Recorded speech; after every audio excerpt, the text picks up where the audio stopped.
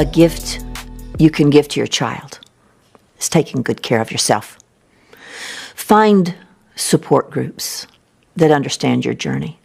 Find safe friends and neighbors who will give you voice for the journey. Find others who understand the unique challenges, the unique types of loneliness you may experience. Find people who won't judge you if you have periods of depression or angst. Find people who understand. Try to find a little bit of time for yourself. Maybe enlist a friend or a support group to bring dinner once a week.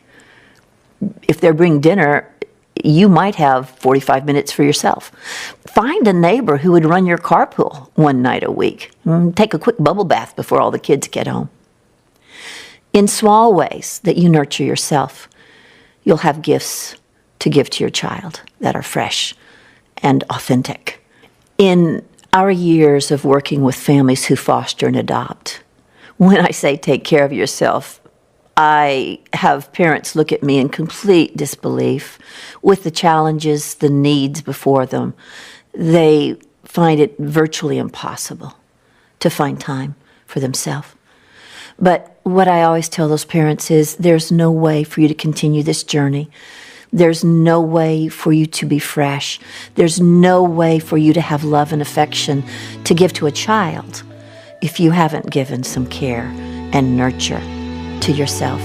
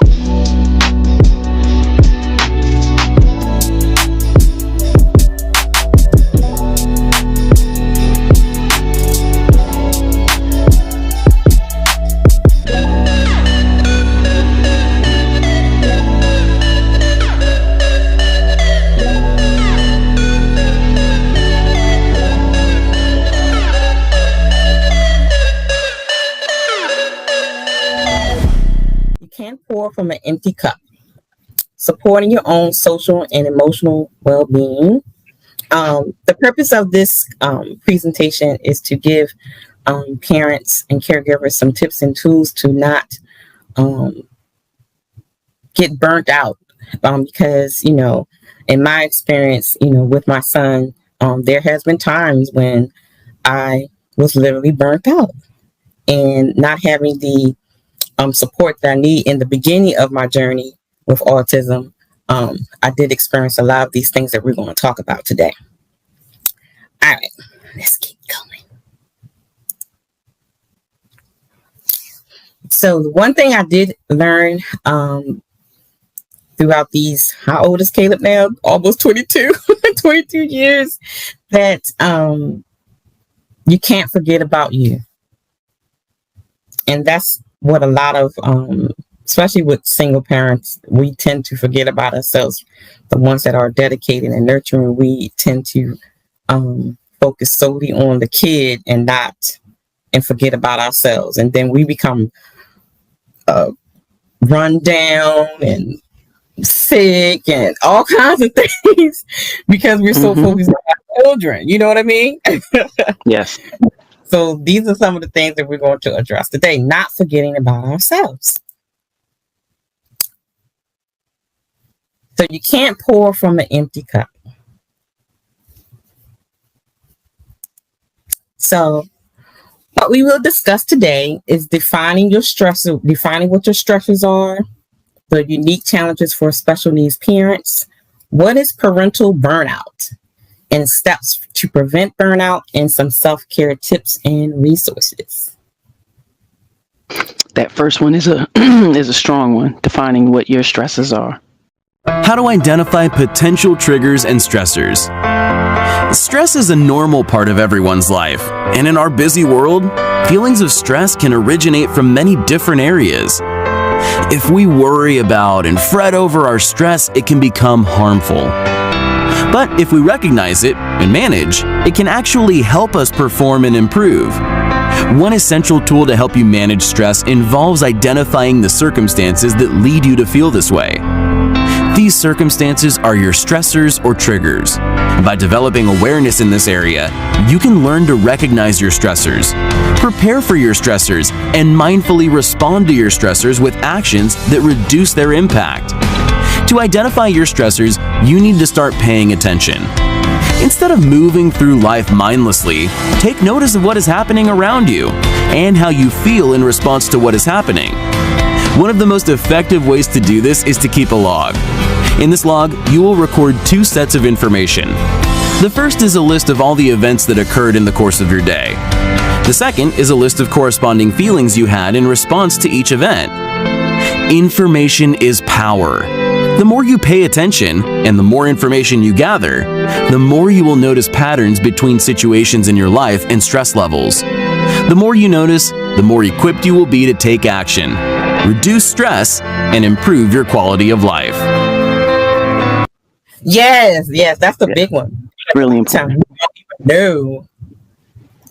Right. We get so tunnel vision and we don't understand where we are and what's really the root cause of what's causing the stress, because we get so tunnel vision, you know what I mean?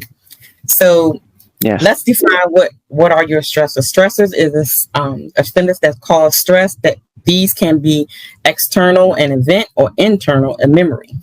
Example, your child has an overwhelmed in public places. Sort of like when a child has like an outburst or a tantrum in public places. Sit up, Joshua, sit up. This is your warning. I asked you to sit up. You did not sit up. Come with me. No!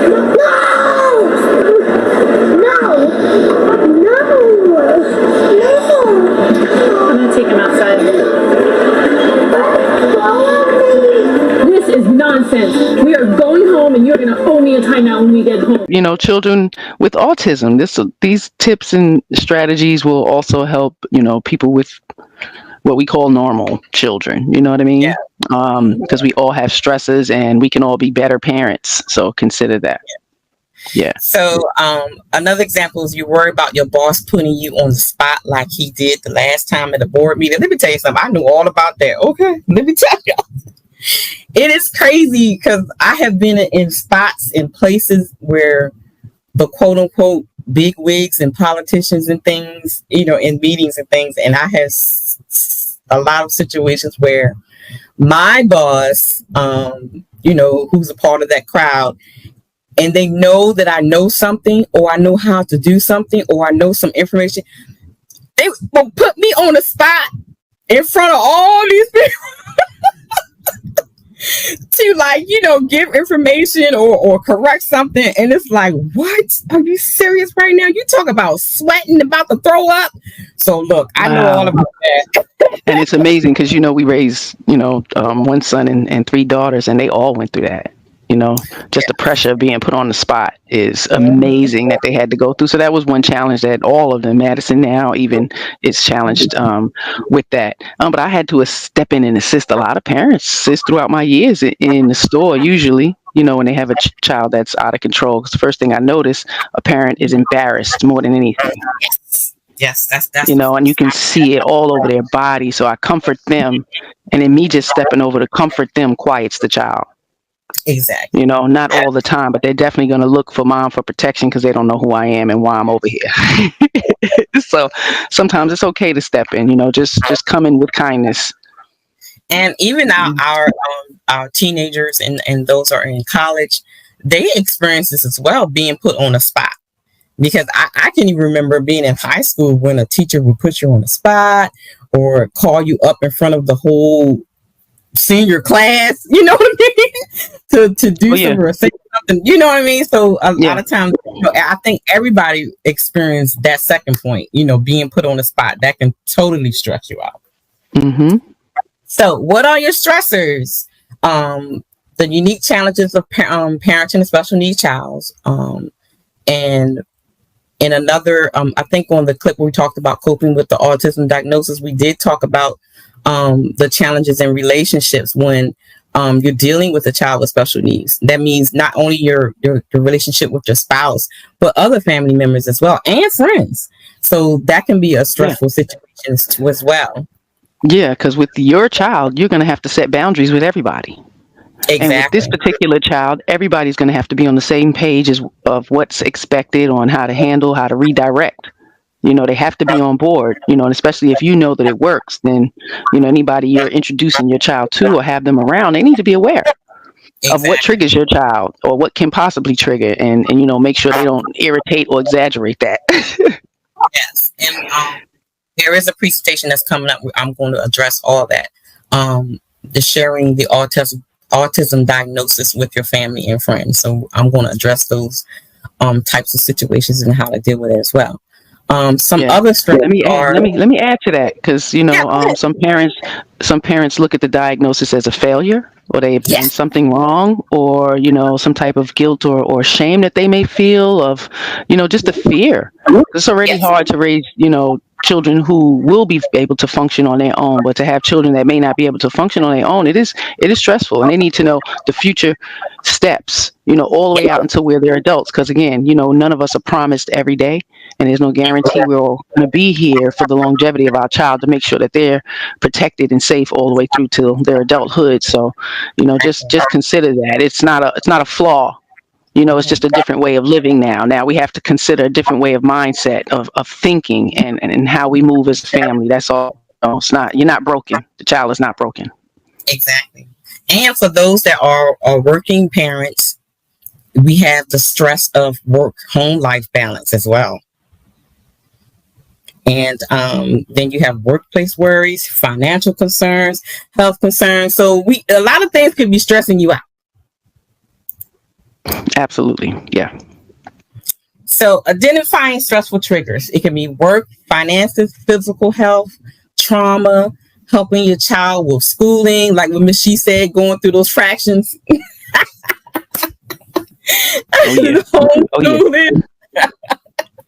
Let me tell you something, because when they was going, during the pandemic, when the kids were at home, let me tell you, I had to learn a lot all over again. Because a lot of stuff you forgot, and then I was like, wait a minute, I think I forgot how to do trigonometry. I don't think I ever learned that. I ain't I left in the 10th grade and went to Job Corps, so that wasn't a part of the GED, having to do any type of trigonometry equations. So I was like, all kinds of stuff. I was like, wait a minute. Yeah, but to watch my children sit and do it, and show me examples of their work and watching them work through those problems, it was amazing. Because I would tell them, like, I have no clue of what you're doing, So I appreciate you learning. Exactly. And they changed the way that children learn now, totally different from what we were doing. I don't know this new stuff they be doing. I'm like, the questions and stuff. Yeah. Like, wait a minute, this is so stupid. Why did but yeah. It seems like they added more steps into the math. They kind of want the children to break everything into 10 models and then add the ones, instead of just working the problem. Let me show you a shortcut how to get to this answer real quick, okay? Okay. Health of the family, child care, relationships, scheduling, food security, attitudes, thoughts, housing, legal matter, mental, some everything can be a trigger for you. So out of this list, sis, do you see anything else can be a stressful trigger? I would say your own childhood projection. The stresses of your own childhood, because it can just surface at any time. We're kind of reactive, us ladies, with the way we move in our consciousness. So when something surfaces, it'll trigger, whether you repeat what you endured or you're conscious enough to correct some of the things that you thought were flawed in your upbringing, but I think those are a lot. The childhood upbringing of yourself. Yeah. Okay. Oh, definitely. All right. Unique challenges. Complex children of all disabilities. I mean, you can have a child that not necessarily have autism, but they may have dyslexia, or they may have a hearing impairment, a visual impairment, or a behavior issue. All of these are unique challenges for parents. So it's not, I don't want to minimize or grandize any particular disability. To me, all of them are unique challenges. Daily overwhelm, constant demands, constant care, aggressive behaviors, physical exertion, antisocial behaviors. I mean, the list can go on and on and on when you're dealing with these types of, with these unique children. Now, the last one, let me tell you, that needing to plan for every outing. Oh, yeah.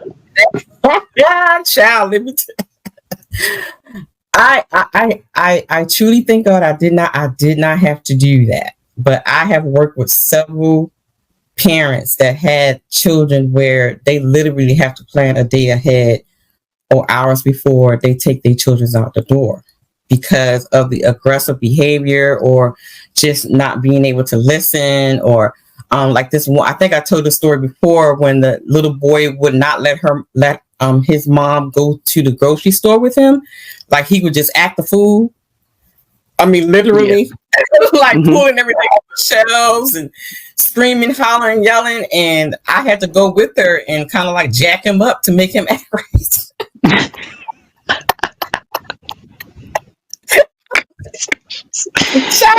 Oh, man. I had to put him in the corner in the freezer. Like, look, little boy, you gonna sit your behind in this cart? Or bitch about to tear your behind up in it. Goodness gracious. And that's something that's going to be We did it though. Yeah. I mean, and some behaviors are, not able to change, and they're going to have to go through that process every time. The children are going to grow up and they're going to be 35, and and it's some things that you're going to have to prepare for. I was lucky enough to work with the ARC in Franklin County and Clinton County in New York for almost 8 years. So I had the pleasure of, handling and assisting your adult children. So I've had to experience a 45-year-old man who acted like a toddler. I mean, wore shorts and big toddler-like shoes, and and the personality was a toddler. But this man had to been like 6'6", sis, 300 pounds, and Yeah, he yeah. was a baby. You know what I mean? So, and I had to experience a lot of these adult people with, special needs with no family. Whether they are aged out, the family died, however the case may be. But a lot of the homes are very loving and caring. So I give a lot of shout. I don't know about here because I haven't worked here in Baltimore, but upstate in New York, they were very individualized, centered, where everybody's individual plan. So like you said, I had guys where I had to prepare on the takeout anywhere we needed to go. Some places that I knew that would trigger them and I can't go there. So it was definitely planned. Yeah. Planned outcomes is what we call them. So it's a plus. It's a thing to be that strategic with your children very young, because, they have the ability to learn for themselves and be independent in a lot of ways. We just have to guide them. Yes, exactly. That's it. Mm-hmm. So here are some examples of unique stressful situations, with the parents. And I've experienced, especially number one, the feelings of isolation. When Caleb got the diagnosis first, I was by myself in North Carolina. My family was in different states. And I truly felt by myself. And then this being a new diagnosis, and I'm learning about it myself, I'm feeling like nobody understands, so I kind of hid from people because it was like the feeling of everybody's watching me and my kid, that's staring. So you do all eyes on me. Yeah. And so you kind of hide when you first get into it, because during that time, of course, I was going through the stages of grief. I was going through the denial, and then, understandable the process. You know what I mean? So it was like I shut myself off from everybody. So this is number one is one of the big ones, especially when you first get that diagnosis, the feeling of isolation, lack of touch. That goes along with the isolation, because I know a lot of couples they tend to not be as affectionate to one another. They kind of disassociate themselves, because this is a hard thing to take on. Yeah, internalize for each one individually.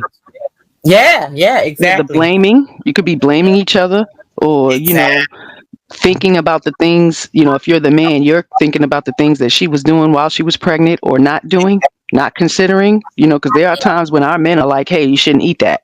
Hey, why don't you have this? And we're not considering those things, as well as his DNA. She could be upset that, you kind of did this, brother, and you want to act like it's my fault, so it's that blame game. You be going through all kinds of stuff be going through your head. So then, it's like, don't touch me, because, Put that energy towards love, because even special children need to know and feel and sense that parents are loving each other. They can feel that conflict. Okay. Oh, yeah. They pick it up. Yes, indeed. Yeah. Mm-hmm. Of course, sleep, not just with babies, but a lot of kids with disability have sleep issues.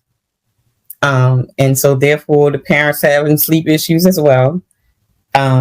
I know a couple of parents where they literally have to watch their kid 24/7, like, constantly looking on them, or they have to sleep in the room because they wander off. That is a real issue, a big issue, especially with kids with autism, is the wandering. Yes. They have bracelets and things. So that's something you can add in there, because they do have bracelets. It's like alarms. It'll be like a bracelet you'll put on them, and it's attached to the bed. And once it separates, it's a magnet. And the magnet separates, it'll sound an alarm, a beep, beep, beep, or whatever the case may be. So that's something we have for a lot of our guys. I remember, yes. And me and King will be touching on those safety issues in the safety presentation. So we're going to talk about that in detail. However, then you have kids that have swallowing issues and other health issues where you have to constantly watching them. And, just like when you have a newborn, but they're just older, you know what I mean? So absolutely. Some things are just not, what did I say? Primal. A lot of us are come equipped with our primal instincts, the basics of knowing we need to eat and, those things. But a lot of our guys who are on the spectrum may have this inability. Exactly. Yep. Goodness. Yes. Of course, we kind of touched on this already. Embarrassment in public. Your child is, doing all kinds of things and have a lot of behavior issues. Like the little girl in the video, throwing a temper tantrum in the shoe store. I don't think that child had no, because children have tantrums, so a lot of strategies can work for a lot of children. The one thing I would say is give them something to occupy their time, something that that they can manipulate. Yes. Headphones if they don't like, loud sounds. There's so many things that we can do to soothe our whole transition of a shopping trip. Like, 'cause it's stressful. And right here, I'm going to insert a couple of pictures when Caleb was a little bean, where he would be in the cart and he would have his little portable DVD player and his earphones on. There you go. He was a little bean. We had to do stuff like that for Madison. Yeah, you have look. Them kids are not gonna be in no car just looking at you pulling things off the shelf. Okay, they want to do something too. They want to help. I mean, I always included them. Make a list, and if they at an age where they can read, include them. Help them pick it out. See if they can find. Do you know what we usually buy? Cereal. What kind of milk do we buy? Like, these things are all lessons. Include them. They want inclusion. And now at this age, Caleb has his own little list. So I will write down all his little things that I get from him all the time, and then give him his list, and he has to go and find everything that's on that list and put it in the cart. So awesome. Even at the age he's now, I try to. You still got to keep him occupied, and then you have to understand that you have kids that have sensory issues. It can be the lighting, it can be all the people, it can be any type of noise. So you have to make sure you learn your child, so you know how to do them. Even when they're in public and at home. So you won't, you will lessen the quote unquote embarrassment in public. Of course, the battles of school system. Lord have mercy. Yes, Jesus. Fighting with the school system to make sure your child gets everything that he needs or he or she needs. It is a battle and it's a stressful situation, especially when you're dealing with a dismissive school system.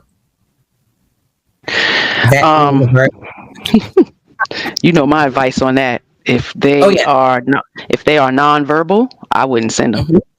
I don't know what script is forcing us with the idea that they have to be somewhere where they are tolerated and not nurtured and cared for properly. And there's no guarantee. Like, and that scares me, because I've gotten 2 women fired in my 7-year tenure with working with any sign of neglect. I'm snitching on you. First, I'm going to confront you, and if you don't hold yourself accountable, and I'm still going to write it up, because these guys' bodies are very sensitive, and one thing can cause something else, and a pneumonia can kick in, like anything, and I dealt with a lot of people who needed total care. So there's no way I'm going to come in the morning when I had one of my consumers that evening and I left at 4:30, and I come back the next morning and everything is still the same in her room. I was pissed. Yeah. We're going to talk about at the caregiver show with DJ and Jennifer. I'm trying to get one more. If you know someone, let them know that we're going to do that show. They can come on. Jennifer shared a story with me how she literally had to train the people that was dealing with this young man, that they were feeding him sugar all day long and didn't expect him to be off the rails. Like, what is it? Yeah, no. Why are you giving him medication that will make him hyper, and then you feeding him sugar all day?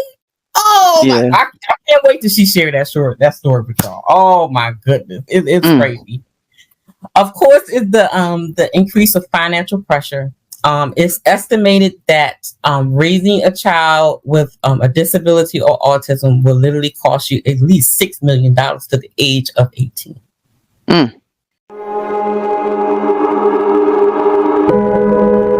I've cried almost every night, wishing that it would get easier. I've had more panic attacks than I can count. We had over $17,000 worth of property damage to our home and cars, and we quit counting at that point. And it looks so different than what I thought it would. It's full time. It's 24/7. It's hard. Your heart never stops racing.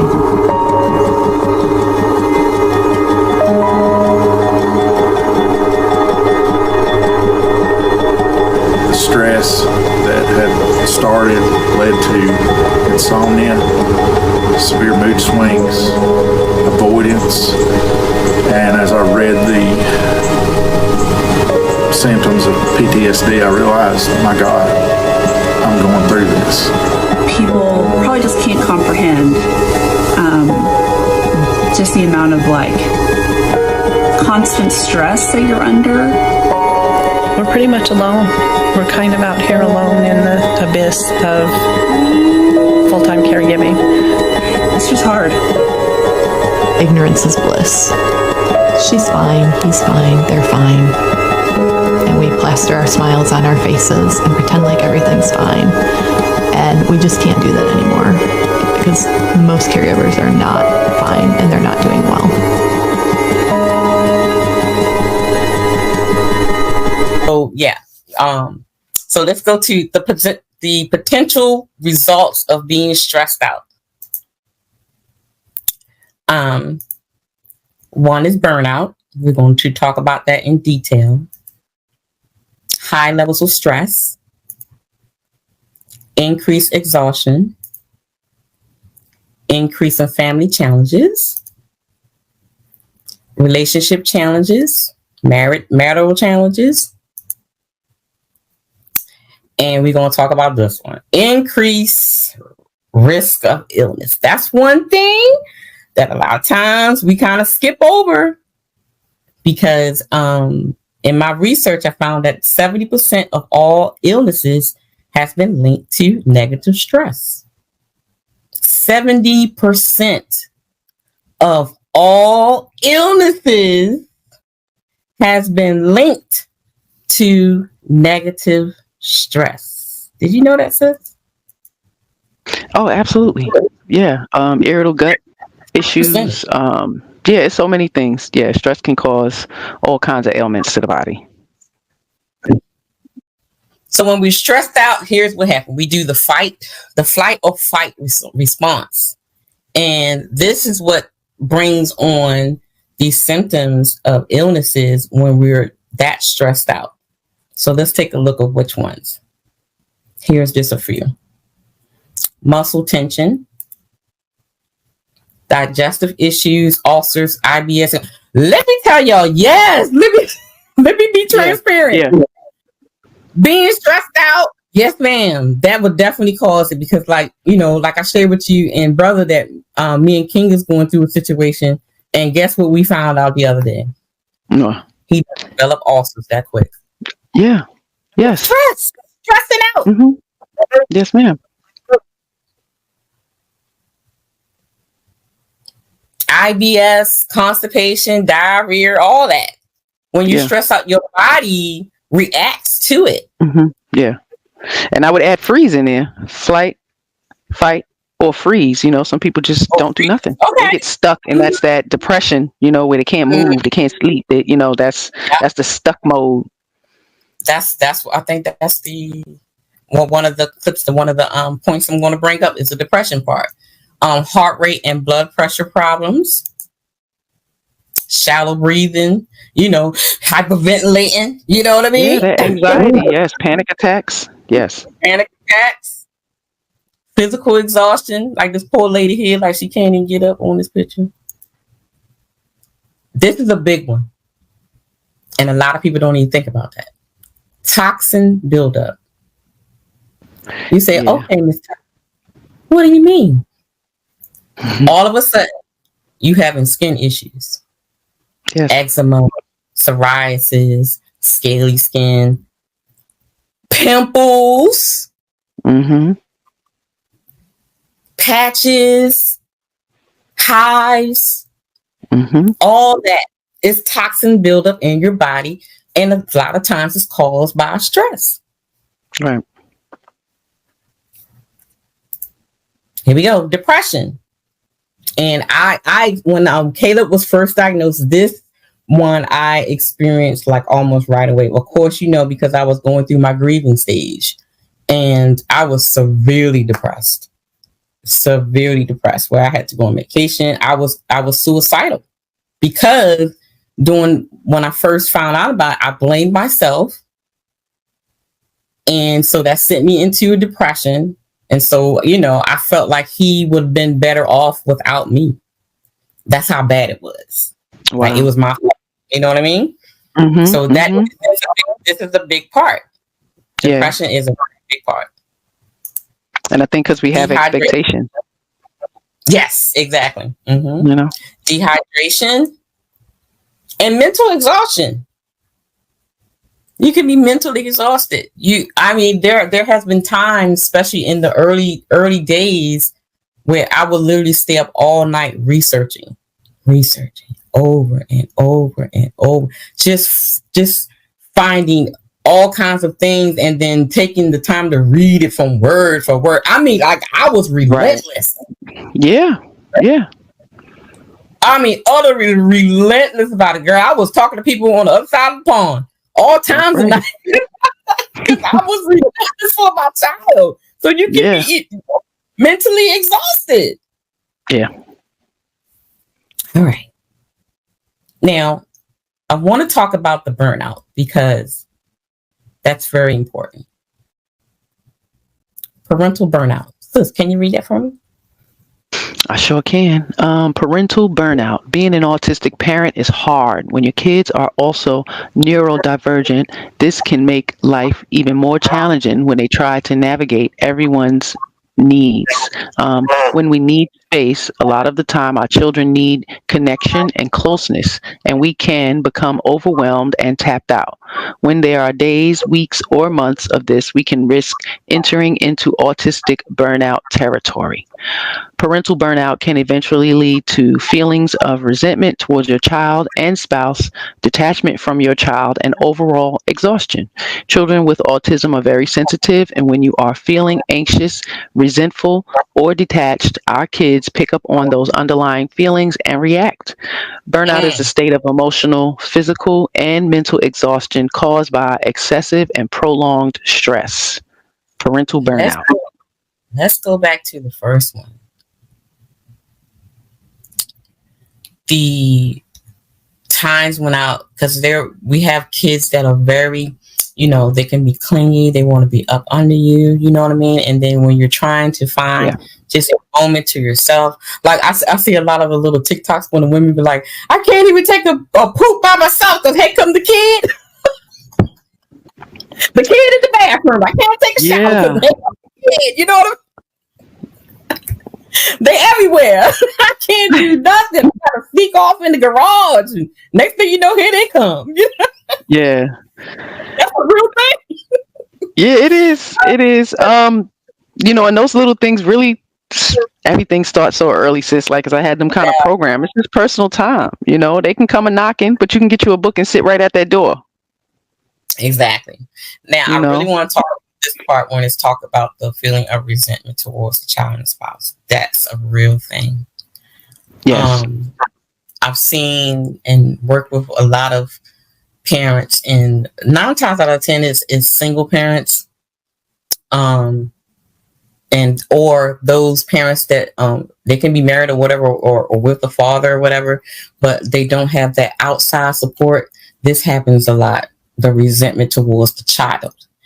And in turn, when they have resentment towards the child and detach from the child, this is where the abuse come in. This is where the abuse of the child comes in. The verbal and the physical abuse. So we have to be real careful.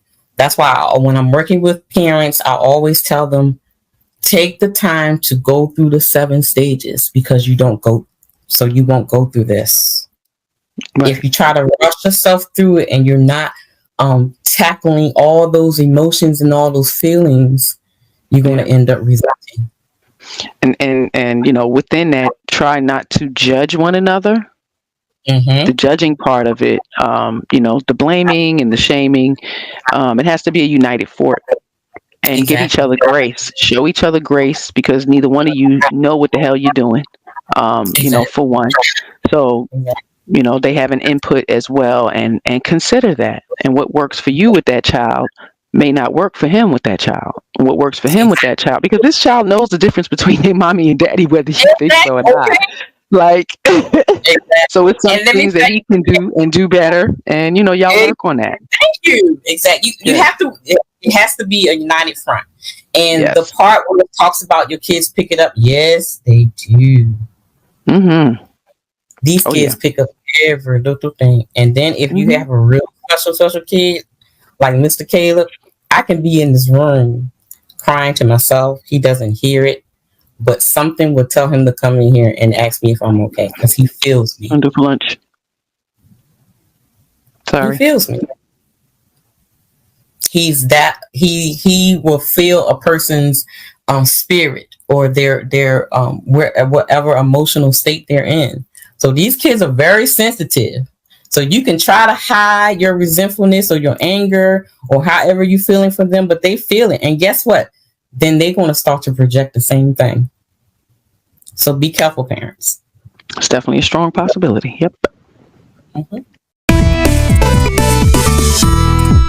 Parents are often typecast as people who never tire out. From feeding kids all hours of the night to being at every Little League game or band concert, they're often cast as superhuman. But as obvious as it sounds, parents aren't magical, limitless beings, and they can get burnt out just like anyone else. Well, maybe not just like anyone else. Research is starting to show that their brand of burnout seems to be unique, and by learning to identify it fast, we can help avoid it. Psychologists define burnout as a state of emotional, physical, and mental exhaustion caused by excessive and prolonged stress. We often associate it with school or work, and until somewhat recently, this was the main way psychologists thought about it too. But lately, they found that parenthood leads to similar effects. A study published in 2014 used testimonies from 901 parents, and it identified 4 main factors to parental burnout. First, people felt exhausted while parenting, though not necessarily while doing other things like being at work. They also felt like they were losing pleasure and fulfillment in their parental role. And finally,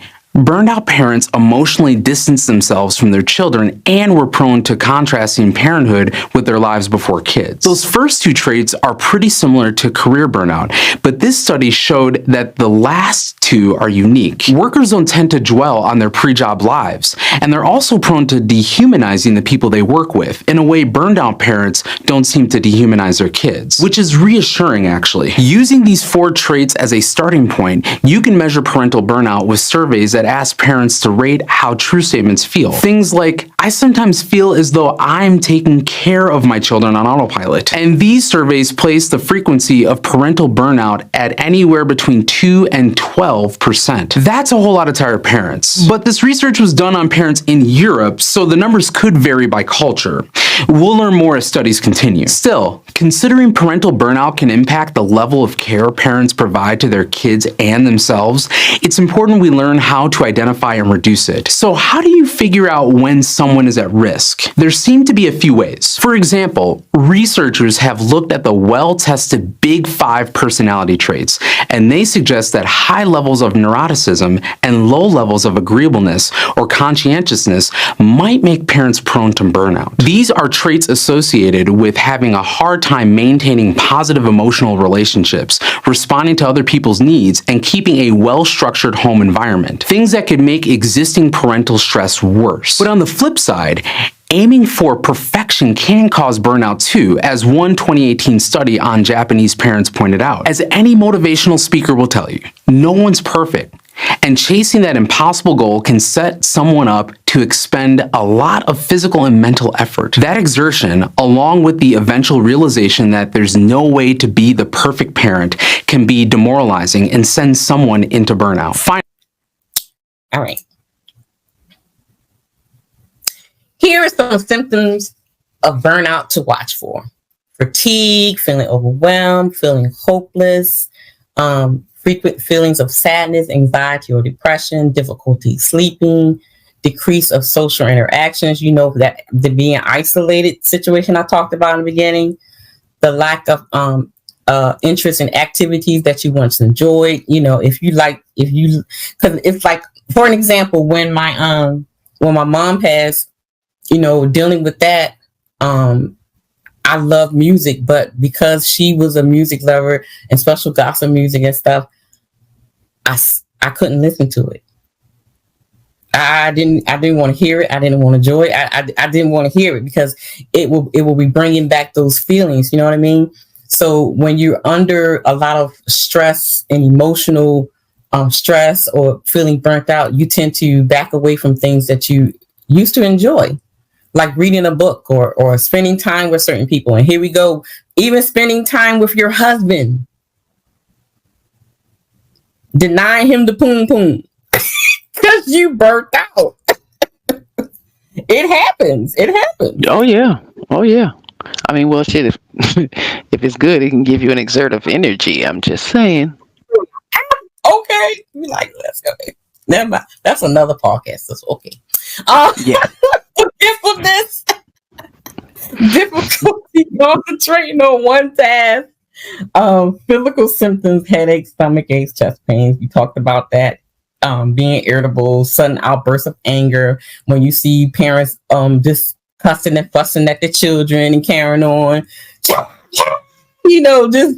Just being mean to the kids. Appetite changes. Some will lose a lot of weight, and then some will gain a lot of weight. I know when I was going through this in the early stages with Caleb, I was on the opposite end. I went from a size 10, 12 to a size 22. Wow. Yeah.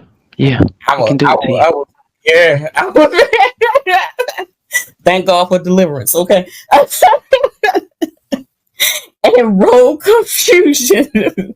I mean, I had a little note because I wanted to talk about role confusion. So here is what role confusion means. Role confusion describes the difficulty some parents have separating from their roles as a parent, spouse, friend, or close companion. Role confusion often negatively impacts relationships and behavior over time, leading to long-term consequences for many. What do you think about that, sis? Role confusion. It's just a lot of control. There's no direct leadership. There's no who's in charge, who's going to make the most logical and best decision for the situation. It's not about who's right or who's wrong. It's about who can logically and financially, make the best decision that's going to give us the best outcome. So it definitely needs to be that. I see women want men to be emotionally driven and, nurturing like women, but it's unacceptable. We are different, and it should be respected and be allowed to, exhibit that the way they see fit, Yeah. And I think that's hard. Especially with us women, sometimes it's hard for us to relinquish control. We get stuck with the mommy knows best phrase, or with the routine. Because if you have an already set routine for him to come in and try to switch it up, Exactly. Again, that's the control, and stop it. Right. So here is my limit. It is not your fault. And here is something that a lot of parents are struggling with. They're blaming themselves. And this is one of the causes of being burnt out. First of all, I want you to know that if you're struggling with parenting your child in autistic burnout, it is not your fault. Parenting can be hard at the best of times, even when you are feeling well and have money and practical support to help you. If you don't have the support to take a break, rest and recover from the burnout, and then you are not failing, you are being failed. There is not enough support for autistic parents in autistic burnout. Now, here is where I kind of want to say we may feel like there's not a lot of support, but I find a lot of times that a lot of parents don't even reach out to find the support. Right. And then even if they try to reach out, it's not what they expected. It's not what they want, the way they want it. So it becomes a conflict. We need to move towards a society that better understands the needs of autistic parents and put support in place before we reach burnout. And that's one of the things, when I started my initiative, that was my main thing. I have resources for the kids, but I wanted to focus solely on the resources for the parents. Because as soon as we get the diagnosis, always early intervention for the child. But I believe there should be early intervention for the parents too. That has been my goal and my mission ever since I started this. That it's not only you need early intervention for the child so that they can thrive, but you need early intervention for the parents as well. It needs to be a collaborative effort. You can't just solely focus on the child and not focus on the parent. It's not going to work. Yeah. So in the meantime, I have some strategies and resources to help you now. Is they start withdrawing, caregivers start withdrawing from family and friends, they start getting sick themselves, they have guilt feelings, they start feeling hopeless. Being pulled in several directions creates a heightened sense of anxiety. It can manifest itself in sleep deprivation, depression, or excessive use of drugs or alcohol, all things that increase general health risks. It sounds simple, but the first step in feeling better is to recognize the issue. Caregivers get so caught up in managing their daily schedules that they don't take time to look at the big picture and schedule their own breaks. Ask a friend, ask anybody you can to come and help you, even if you take that 1 hour for yourself to just go take a walk or just to have a cup of coffee or just read a book. You need that time for yourself, and there should be absolutely no guilt involved. It's very, very necessary.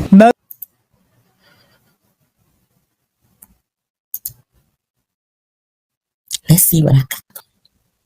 Steps to preventing caregiver burnout. First things first, educate yourself about autism. When experiencing challenges related to your child's condition, an established understanding helps you better to respond to your circumstances. That goes, if you educate yourself on the symptoms, if you educate yourself on all of the quirks that your child does, a lot of kids have like sensory issues and they stim or they have outbursts and things. The more you educate yourself on your child's circumstance, the better you'll be able to react to it and not get so frustrated. Because when you have the knowledge is power. And you use that power to adjust or react to the situation at hand. What you think about that, sis? Oh yeah, definitely knowledge is power. The more you know, the more confident you'll be. Exactly. So building that confidence with reading books is quite important. Exactly. So my next advice would be communicate your feelings. And that goes back to finding some type of support. And if you're in a marriage or, you're with the child's father or something like that, communicating with each other about what you're feeling, what's going on would definitely help to keep you from burnout. Because if you express to, say if you're like you and Mr. She says, you're going through something with Maddie and you express to him, what you're feeling and what the situation is, then he will be able to step in and kind of, taking that particular load off of you so you won't be burnt out. Yes, I absolutely agree with that. And that's why we need each other and be able to actively listen, because that person can step in and address that situation with the child, and that may help that child see things a little differently and change their behavior. So by confiding in someone you trust about how you feel and how you can more deeply understand your experience to ensure you have everything you need to feel better. So communication is key. You can't, and that's one thing I find with, within the communities that I work with, that we kind of hold things in because we feel like nobody understands it. And you could be talking to another autism mom, but if they child or because a lot of times when I'm talking to different parents and things, and then when they look at Caleb's journey, their journey is not the same as Caleb's journey, or Caleb doesn't act like their kid acts, so they feel like I don't understand. So then they kind of pull back from communicating or telling what their true feeling is. They kind of shelter a little bit. They try to like not really confide in you like they need to in order to get the services, the help that they need. So they kind of not really be forthcoming, I should say. I mean, and it's the hard medicine. They see you doing it and doing it well, and it starts to make them feel like they're not doing as much as they should be. But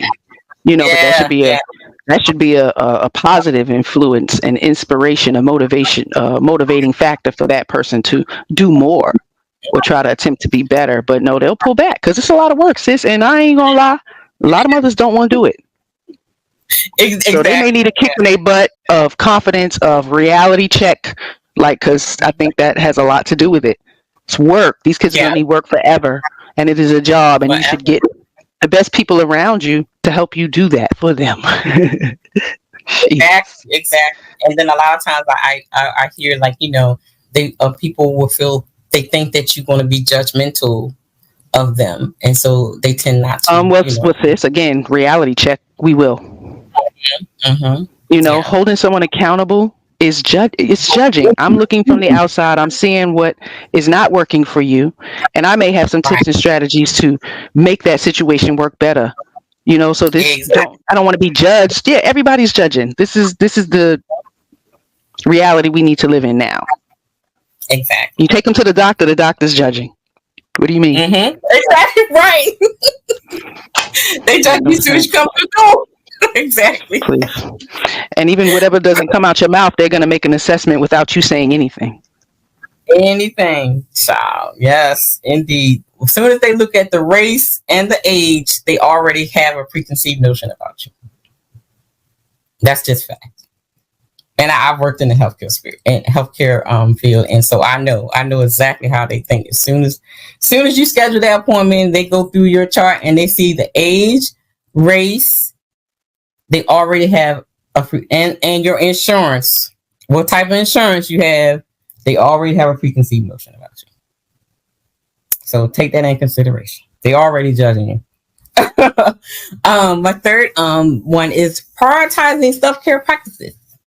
I had to learn this myself because like I was saying in the beginning, child, it was all about me getting the needs met for my son, and I totally forgot about myself. And like I just told you, I was a size 10, 12, and I went to a size 22 because I totally forgot about myself and just focused solely on him.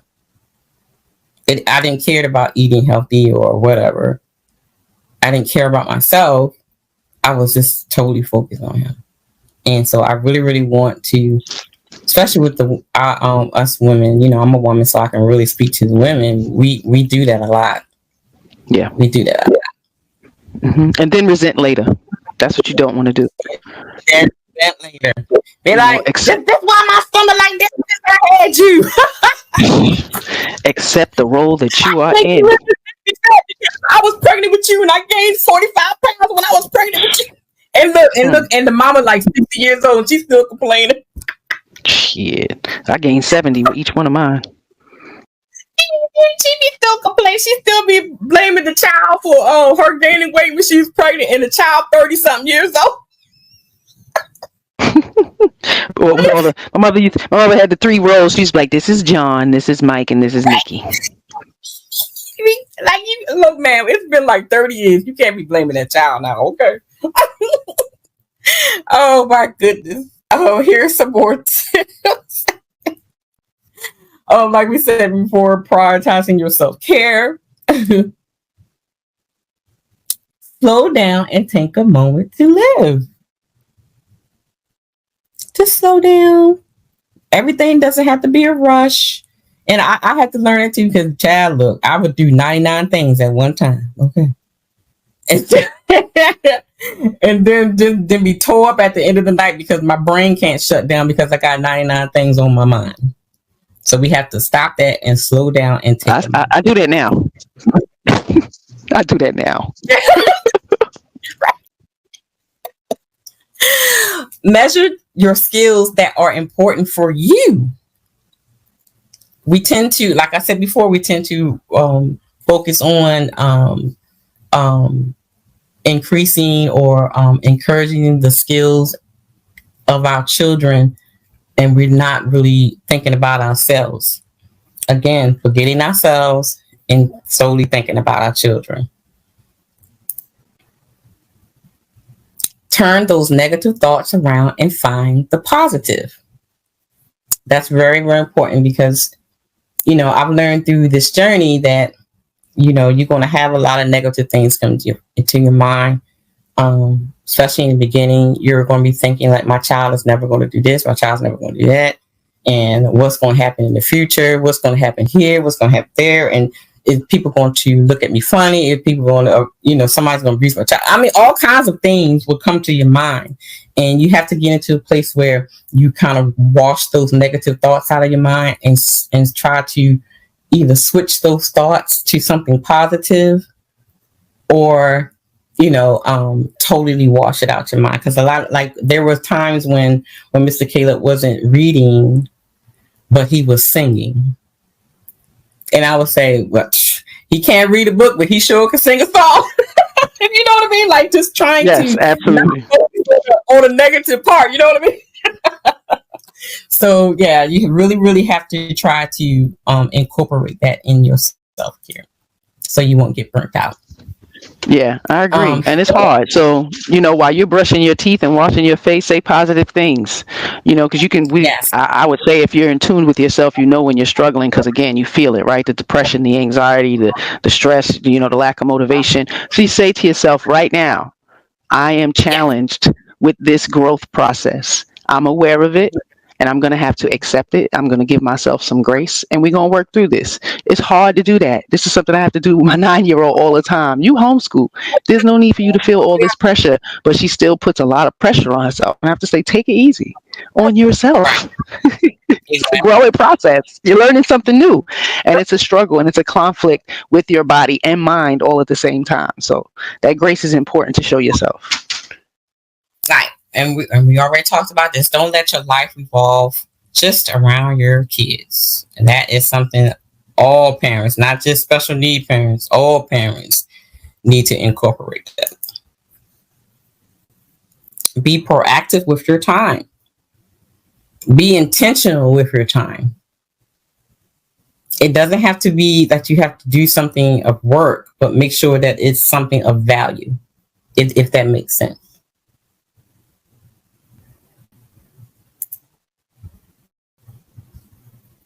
Be involved in your child's life outside of the house. Now, here's the big one, because it goes back to that isolation thing.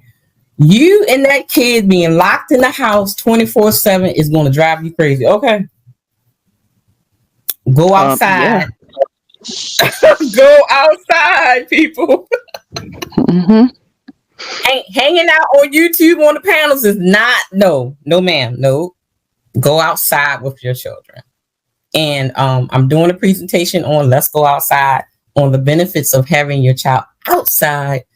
The benefits of it, and it's showing the benefits of being outside. It actually helps your child with social, mental, and emotional issues. We're going to get deep into that when we're talking about Let's Go Outside. So this is very important.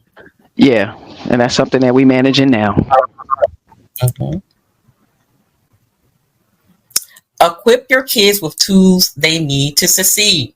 This is another one, and I'm going to go into depth with that too. Stop handicapping your kids. Let me tell you something about autistic kids. These little jokers are smart, okay? They smarter than the average bear. Okay. Stop handicapping your kids. Let me tell you something. By the age of 5, Caleb knew how to brush his teeth, wash his own behind, and fold his clothes and tie his shoes. And from there, I told him how to wash dishes, wash his clothes, clean his room, clean his bathroom. Yeah. But wait. Didn't they tell you he wasn't going to cook his own breakfast? He knows how to cook his own lunch. Go on, right? But didn't doctors tell you he wasn't going to be able to do that, right? What did they try to? Not be able to do none of that. Okay. Yeah. Stop listening to them, y'all. Stop listening to them. They want you to not make any effort or do the work. Exactly. They'll say, he's never going to be able to do this. She's never going to be able to do that. Yeah. Okay. Watch. Exactly. Equip your children with tools to succeed, and also equip them with tools that they're able to take some of the load off you. Let me tell you something. I do not have to fix Caleb's breakfast, so that is a load off of me. I do not have to fix Caleb's lunch. That is a load off of me. I don't have to tell Caleb to brush his teeth or wash his butt. He does that himself. I don't have to tell Caleb to clean his room or anything.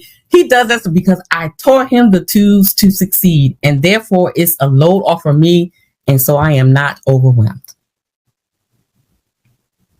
That's more time for me. Yeah, I agree. Maddie's 9 and all of that stuff. Yeah, I help a lot. She make a lot of her own cooking and things like that. But if we don't equip them and we do it all for them, they're never gonna learn. Exactly. Find a mom friend who knows what you're going through. We talked about that. Finding support, finding a mom or somebody that you can relate to talk to. Yeah, she's not lying. Sorry. Prayer and meditation. This one is a big one for me. If you don't believe in God or whatever, meditate. But taking the time to connect spiritually does help. It does help. Don't want to get too much in it because then you be talking about the whole religious thing. I ain't trying to go that way. Not on this presentation. But just know whatever you believe or whatever type of spiritual thing that you practice, incorporate that into your life with your child as well. Because let me tell you something, Caleb will pray for you in a minute. Okay. Go, Caleb. Amen. Let me tell you something, Caleb will come in and lay hands on you and say, in the name of Jesus, amen. Okay.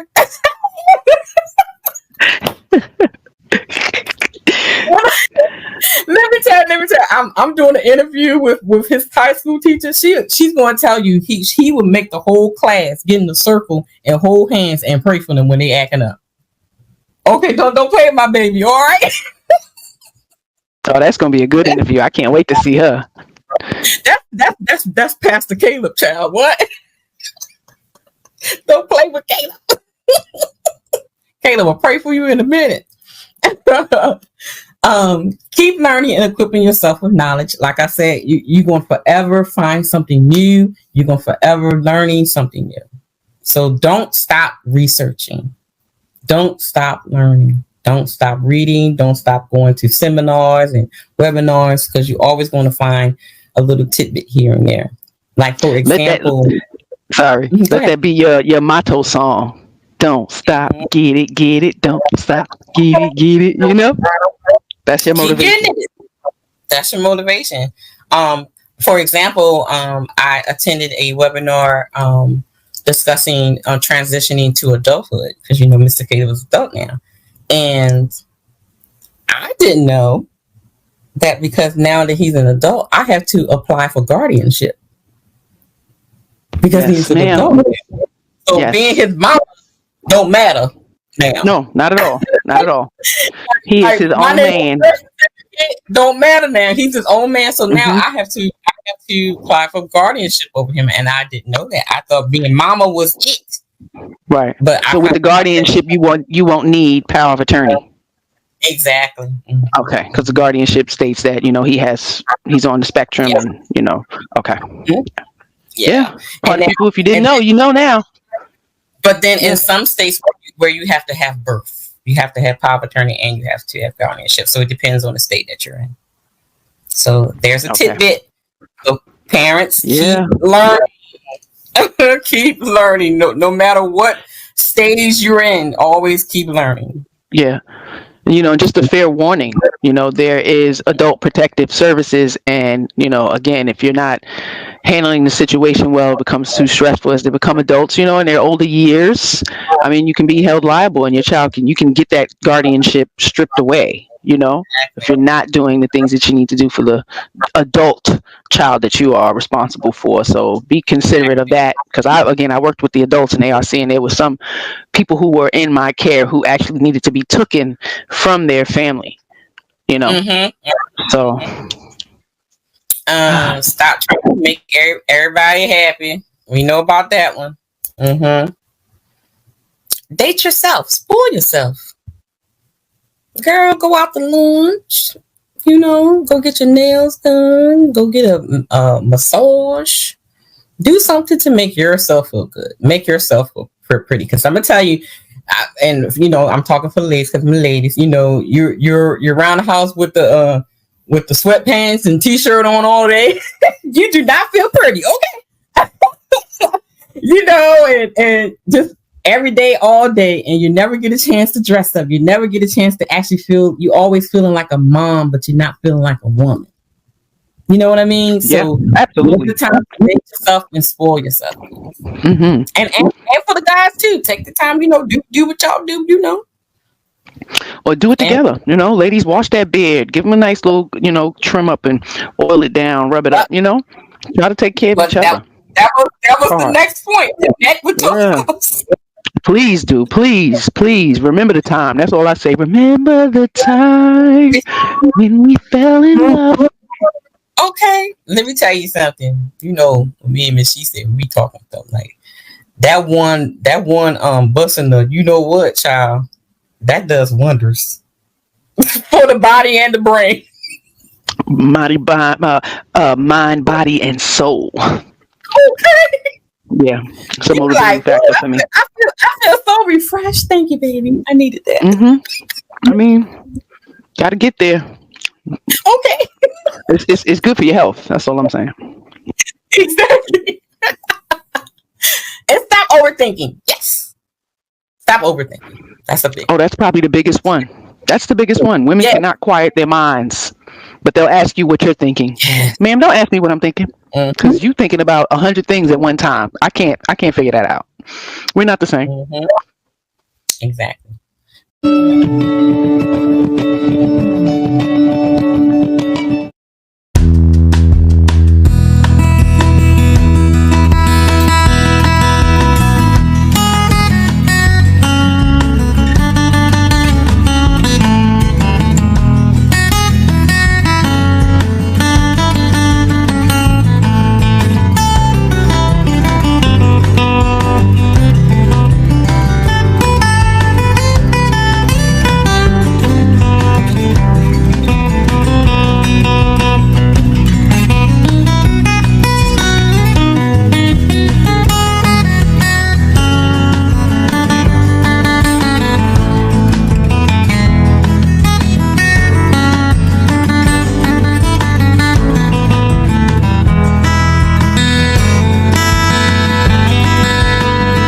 So number one, and this cannot be overstated, right? Prioritize sleep for everyone in the family. Think about this for just a second, that if you are underslept, your ability to cope is going to go substantially down. And when something happens, your stress response is going to go substantially up. Then the last one, okay, here's the big left turn that you weren't expecting. My last bit of advice is, and I should preface this with, if you have little ones, this is not a discussion for little ones to be around, but it's have safe consensual sex. And if you don't have anybody to do that with yourself.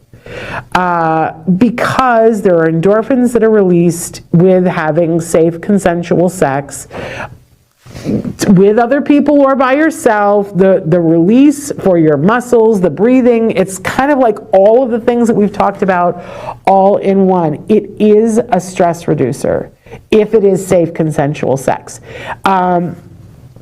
And it is a way to connect. If you have a significant other, it is a way to connect with them and to stay together. If you don't beat yourself up about that. But there are lots of ways to have the endorphins. And by the way, this isn't just about orgasms. It is not. Like, it doesn't even have to be intercourse, but a connection with yourself or with another person and with your body is a very important thing. Maslow's hierarchy of needs, y'all, right? If we look at what are the essential parts to a person and their well-being, it's on there. It's on there. And I think sometimes we back burner that because it's like, well, who has time for that? Make time. Make time to sleep, make time to feel pleasure, make time to be in your body, make time to connect. You know what I mean? All of those things. And if you do, then, pick the ones on the list that are most readily available to you, that you're like, oh, that resonates with me, that makes sense. But work your way up to as many on the list of 10 as you possibly can, and then let us know how your stress level is doing. Take some time to take care of yourself. We have covered some prevention strategies in more detail in past videos to avoid stress, anxiety, burnout, and depression. So if you notice signs of those, don't delay in getting help. Here are 8 tips for caregivers. Give yourself credit for doing the best that you can at one of the toughest jobs that there is. Be as positive about the situation as you can be. Number 2, take care of yourself. You need to be strong enough for the journey. Mentally, that means you need to get away, whether that's an activity or in a book. Physically, that could be exercise, diet, healthy lifestyle, or a mix of all 3. As far as socially, don't go at it alone. Connect with others. Emotionally, you need to be able to have an outlet to express your feelings. And spiritually, prayer works. Number 3, caregiving is hard work, so take respite and other breaks often. Number 4, seek support from other caregivers. You are not alone in this lifestyle. Join the groups in person and online to learn and vent. Number 5, accept offers of help and suggest specific things that people can do to help you. Ask. Be open to new ways of help and technologies that can help you care for your loved one. Please share in the comments below a technique that you employ that keeps you from being overwhelmed and helps you lighten the load. Number 6, you'll spend a lot of time at appointments, online researching, and talking to doctors. Learn how to communicate effectively with doctors to talk about the cause and effect of situations. Number 7, get organized with your medical information and legal documents. Have a binder prepared and a computer file so everything is up to date and easy to find. And finally, number 8, plan. Plan for today and plan for the future. We hope you enjoyed learning today about the many ways that caregivers can not only survive, but thrive. Caregivers are the emotional, physical, and mental support for someone who cannot perform in those areas on their own. We want to encourage you to know that you are not alone. We would love to send you a prayer cloth today to let you know that we believe in you and are praying with you. Philippians chapter 4, verses 6 and 7 says, "Do not be anxious or worried about anything. Pray in every situation. Pray and petition with thanksgiving.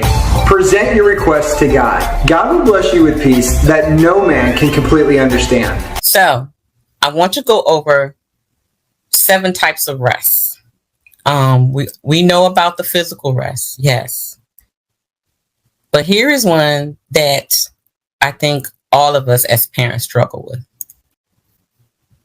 Mental rest. That overthinking, thinking about tomorrow, thinking about next week. A lot of times I can say for myself, I will go to bed with a million things on my mind and never get into a deep sleep realm because my mind is still going 99 miles an hour. And you wake up tired and exhausted and you're thinking, dang, didn't I just go to sleep? Why am I so tired? Because your mind was still going. So mental rest involves giving your mind a break. Turning off the TV when you're going to bed. Stop thinking about, the kids and financial and work or whatever that's going on. Give your mind a mental break. It is very, very important, guys. The next one is, this is a big one, sis. Social rest. Yeah, I ain't even had children on the spectrum. I gave myself like 12 years. Like 12 years. Family, friends. I had to separate myself from my eldest brother, like, for real. Because some people's energy is a bit too much. Some people take and take without giving back. People want to be a victim or vent, but they don't want any solutions. Those kind of people, I can't. It's just too much. Sometimes you have to separate yourself from social interactions with everybody, including the children. You have to give yourself a break, because this is what brings on a lot of being overwhelmed. Especially when it's the unnecessary social stuff, like being on social media 24/7. Put down the phone sometimes. Turn off the Instagram and Facebook notifications. You don't need to hear that ding every 5 minutes. Put your phone on do not disturb sometimes. You have to give yourself a mental and social break. It's very, very important in order to keep your sanity. Creative rest. Now, this is the one I struggle with. Because I'm always wanted to look.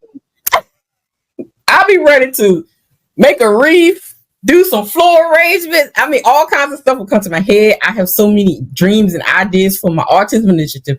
I have things for the podcast I want to do. I have things for the home I want to do. I have things in the community I want to create. Give yourself a break, or you're going to have a nervous breakdown. That's what I'm struggling with, so. Right. Mental note, working on one of those programs at a time, because I'm like that too. I could be all over the place. ADHD, bloop, squirrel. The bipolar ups and downs. I get in these rushes. I start a project and it's like, I can't stop until I'm done. I'll probably won't even eat. And it's, give yourself some rest. I agree with that one. And women, we're naturally creative. We try to think of all the creative ways to do things differently. So we have a lot of solutions as well. That's a little different. Like the other day when I was working on all these presentations and trying to figure out where I'm going to fit them and stuff like that. Look, I looked at the clock and it was like 6 p.m. and I hadn't eaten or drinking not a thing. That's how relentless I was that day. Didn't even realize it. I started to get a headache, started shaking. Karen O. King was like, "Woman, what you do?" He's like, "You don't put that darn computer away." So make sure we get a creative rest, okay? If that's as important as anything else, let our brains rest from the creativity. Spiritual rest. I know, everybody don't have the, the spiritual thing, but that is important for those who do believe or have some type of spiritual connection, that we have to find, a sense of purpose and peace within ourselves.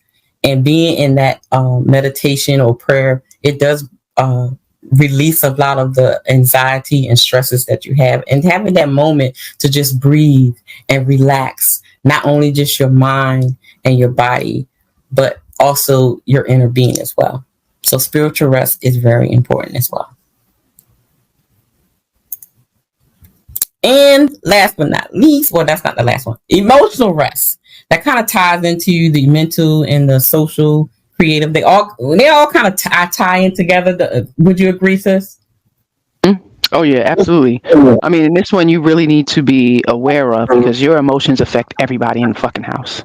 And it can fluctuate so much throughout the day, throughout the week, throughout the month. We all know this, but women, we have a hard time accepting that accountability, but it is not okay for us to, have pour down, crying fits in front of our children without no resolve. So if you do that, they have to see the resolve. They have to see the solution you worked out, how you worked through that with positive reinforcement and thought, because it's going to happen. And like I said, we're raising 3 girls, so they watch me get overly overwhelmed and cry and all this stuff. But I never wanted them to look at me as a victim, or I'm trying to play a victim role. But I would make them aware that I'm struggling right now in this moment of growth, but I'm going to work through it in this way. I'm going to create positivity for myself, maybe find a different outlet, show myself grace, just all of those things. They really need to understand that, because we don't want them to continue to have the tantrums. So if they see you work through things, try to learn to work through things as well. And that's a hard one for us, because we've been allowed to misbehave or be mean or, be depressed and down, every month since we've gotten our menstruals, you know what I mean? In most houses. So it's become some type of a manipulating tool for some of us, and I understand. I'm not saying I'm not empathetic to women and our pains and stuff like that, but man, we got to suck it up. Some things you're going to have to suck up. Exactly. So, yeah. Yeah. I agree. Now, here's one that a lot of people don't think about, and I find it very interesting: sensory rest. Now, especially in the autism community, we always focus on our kids having sensory sensitivities, but we don't think about our own. We as well have can be have sensory overload. So here's the time that when you're feeling these types of feelings, and you're like, dealing with your day-to-day activities, and you're feeling overwhelmed, overload with the sounds, the lights, the crying, the screaming, the yelling, the whatever the child is experiencing, and that can cause you to have a sensory overload. So it's important that you take the time to have some relaxation. Listening to calm music, going outside, just, out in nature, taking a hot bath to kind of desensitize, yourself from you being having sensory overload as well. So here are some things I would like for you guys to consider. Respite care. This is one of the things that I find a lot of people in the Black community, or we would say color community, the Black and brown community, they do not utilize this, because I think one of the reasons because we don't trust people. Okay. you don't trust too many people, which you can't. We have these fears that that something's bad is going to happen. We see it in the news, like even recently, we see in the news so many times, and when your child is being, not treated the way, they should during this time. However, there are different types of respite care. Respite care is a short-term care that relieves primary caregivers of their duties for a predetermined period. Services can range from a few hours or a few weeks. So it depends on, what type of care you're looking for. Some you can do it in home, or you can take your child to a facility. They're supposed to be certified professionals there that we're able to help with every child on the spectrum. So make sure that you vet the facility. If you take them to a facility, vet the facility very, very well. And even if you're having someone come into the home, it's very important to get references, look this person up, do a background check, do a police report, all that before you put your child in somebody else's hands. Yes. I agree. And what is so surprising is that you could even not even hire a professional, but if you have a family member or a friend that knows your child, knows their quirks and their behaviors and things, get them to watch your kid for a couple of hours and so that you can have some time to yourself. Yeah, I used to work for care.com. I don't know if you know that website. Yeah, I know about they got more extensive now, but many years ago I worked for care.com, and I got a couple of my consumers off of there. And of course the parents vetted me. My last consumer was Laurel, and at the time she was maybe like 38, so we weren't too far apart. I'm only a couple of years older than her. Lived on her own, so they sought me out. They vetted me, they vetted my family. I remember we went to Adirondacks. They live in Portland now, but she was highly functional, and yeah, she's absolutely our, my husband just say she's our family now. A little 20 hours a week, and she made her schedule. She would call me and let me know what days, that she would possibly need me. We would work it out, you know, and things like that. But I think those are great outlets. And like you said, Yes. the Medicare is including family members to care for family, so they can actually get a check, you know, to do that, you know, and it help with getting them outside because it costs money to go everywhere, gas and listen. And it's crazy, like, you know,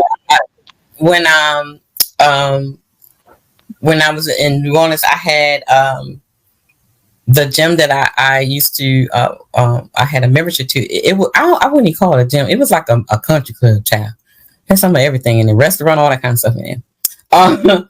But they had a separate building, was like a mini Chuck E. Cheese. They had the arcade part. They had the part with the gym thing with the balls and all that kind of stuff. They had the room with the art with the what's that thing that you can play like you hitting the bowling ball and all. What's the things you put the glasses on and stuff? What's that stuff? What do they call that? Pinball, virtual room and all that kind of stuff. Paintball? And no. You put the goggles on and you look virtual world or something like that, and you playing the games and you actually standing up and you feel like you're inside or whatever. That's still like the virtual classes and stuff. And they had their own baby boxes, huh? Yeah. So you actually drop your kid off, and they even had a baby center with, you know, with for the newborns and babies and stuff. And then they had separate parts for certain ages and, you know, and teenagers and the other part. You could drop your kid off, go shopping, and come back and get him, or go inside and work out, or take one of the working out class. They had a massage person in there. You can get your head done, or just go eat. But just know that your kid was taken care of. You know what I mean? So if places like that, it's always something that you can do to just get a break and not have to like be on 10 worrying about your kid. And you know, so there are resources. You still will. And then with me, there were two young ladies that took a liking to Caleb. Two Caucasian little ladies. They were in college, and Caleb loved them to death. So every time he would go to the door, he goes right to them. And so I noticed that, and I employed them when I want to go to the movies or something at night, and I would pay them to watch Caleb when I want to go out at night. So you can really find ways to give yourself a break. And you know, we know a couple people here. I know one woman, she has 2 kids. I think her son is autistic. They come to the book bag thing, and you know, some of the things we put together, you know, they come out. But I've always extended that, you know, welcomeness to her, and she's yet to call me. You know, like I said, I got a park right behind my house. So some people, I don't know if they're just a little intimidated, or, you know, like you said, they see that you're doing so well, they may feel like they can't do their best, or you're going to look to them to do their best and don't want that accountability. You know, so it's a lot of different things entwined in there. So just consider the child. That's my biggest thing. Consider all outlets for that child. And you know, nowadays it's that whole "you can't tell me what to do" syndrome these young people got nowadays. So of course, I can't tell you what to do, but I can suggest. You know, who are you? And you, well, you know, that kind of thing. So you know, you have those. Gemma Buckley from Anglicare Southern Queensland. Gemma, thank you for joining us. What do we do when something like this happens? Respite care is really important for a carer to access, to give themselves time to rest, recuperate and take care of themselves. So there's a variety of respite options available, through to a couple of hours in your own home or a day centre, through to overnight respite in a home-like environment, to a couple of weeks at a residential facility. Gemma, how hard is it for someone to say, look, I need to take a break? It's very difficult for carers to admit that they need to take a break and to accept that there is help available. But carers need to understand that by accepting help and giving themselves time out will actually make them a better and a stronger carer in the long run. So here's a really big one. ABA therapy can help prevent caregiver burnout. Now, I know that a lot of times, for the most part, a lot of parents are referred to an ABA therapist if they have a really good team, and that starts with the your primary care doctor and your behavioral therapist and your OT, and I found that ABA therapy is very, very important for those that have kids that's not high functioning. And what they do is they teach your child fine gross motor skills. They teach them life skills. They teach them how to cope with their emotions and their behavior. They teach them reading, writing, all that. So if this will help with their behaviors and routines at home, so you won't be feeling overwhelmed, because like we said in the beginning, you're teaching them skills for them to succeed, and putting them in ABA therapy is a wonderful, wonderful tool, especially if you start this therapy right after you get the diagnosis. Yeah, that's the things that I did. Mm-hmm. If somebody asks you and they're really close and you trust them, ask them to take care of your kids. That's invaluable. So any close family or really close friends, if they ask you and you feel comfortable and they feel comfortable, I think that is worth way more than any massage or bubble bath or anything like that. Having time with either a friend or your partner, going out to dinner, not talking about the kids, reconnecting, all of those things are invaluable to parents' mental health. Is ABA therapy intended to be? Well, ABA stands for Applied Behavioral Analysis. It's a fancy title for therapy that is meant to reduce unwanted behaviors and increase desired behaviors. For example, a possible ABA goal might be to reduce the undesirable behavior of a young child hitting other kids at school when he or she becomes frustrated. There might also be a goal for increasing a positive skill, like the child feeding himself by using a fork and a spoon. So those are two examples of goals, but there's a large variety for adults and for children. Who is ABA therapy intended for? ABA therapy is typically used for those on the spectrum, but it can be used for several other situations to help those who might need it. Ultimately, the goal of ABA therapy is to help adults and children have a better quality of life. And so that means addressing communication skills, social skills, learning skills. And since all of these are essential to everyday life, ABA therapists are very involved in the everyday life of a child or an adult and their families. What training does an ABA person have? Requirements may vary based on the particular company and the state, but for example, most ABA therapists that I've come across during my work are young women and they're in college pursuing a degree in something related to education.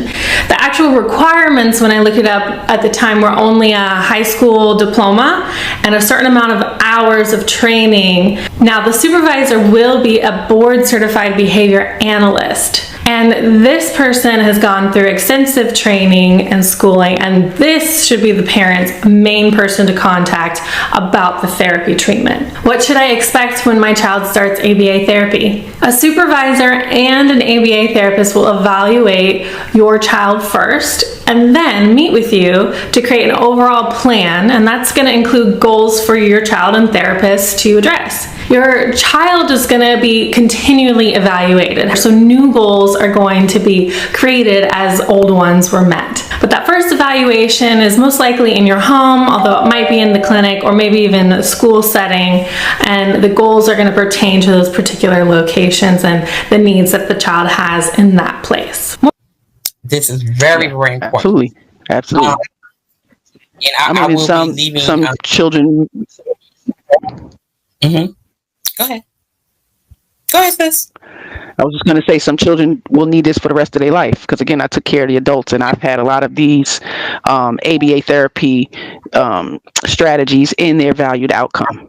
So daily I had to make sure they enacted their fine motor skills by playing with things, or getting about the wheelchair, being on the floor and rolling on a ball. Like, it was so many things. I think they really appreciated me up there, because these people worked there for 10, 12 years. So to have a fresh set of eyes coming in and noticing the differences in these individual people that they weren't noticing, right? Because they've been so comfortable with these people and they having the same valued outcomes for years. So I came in and like, wait a minute, this one likes this, and I'm noticing this one is enjoying that.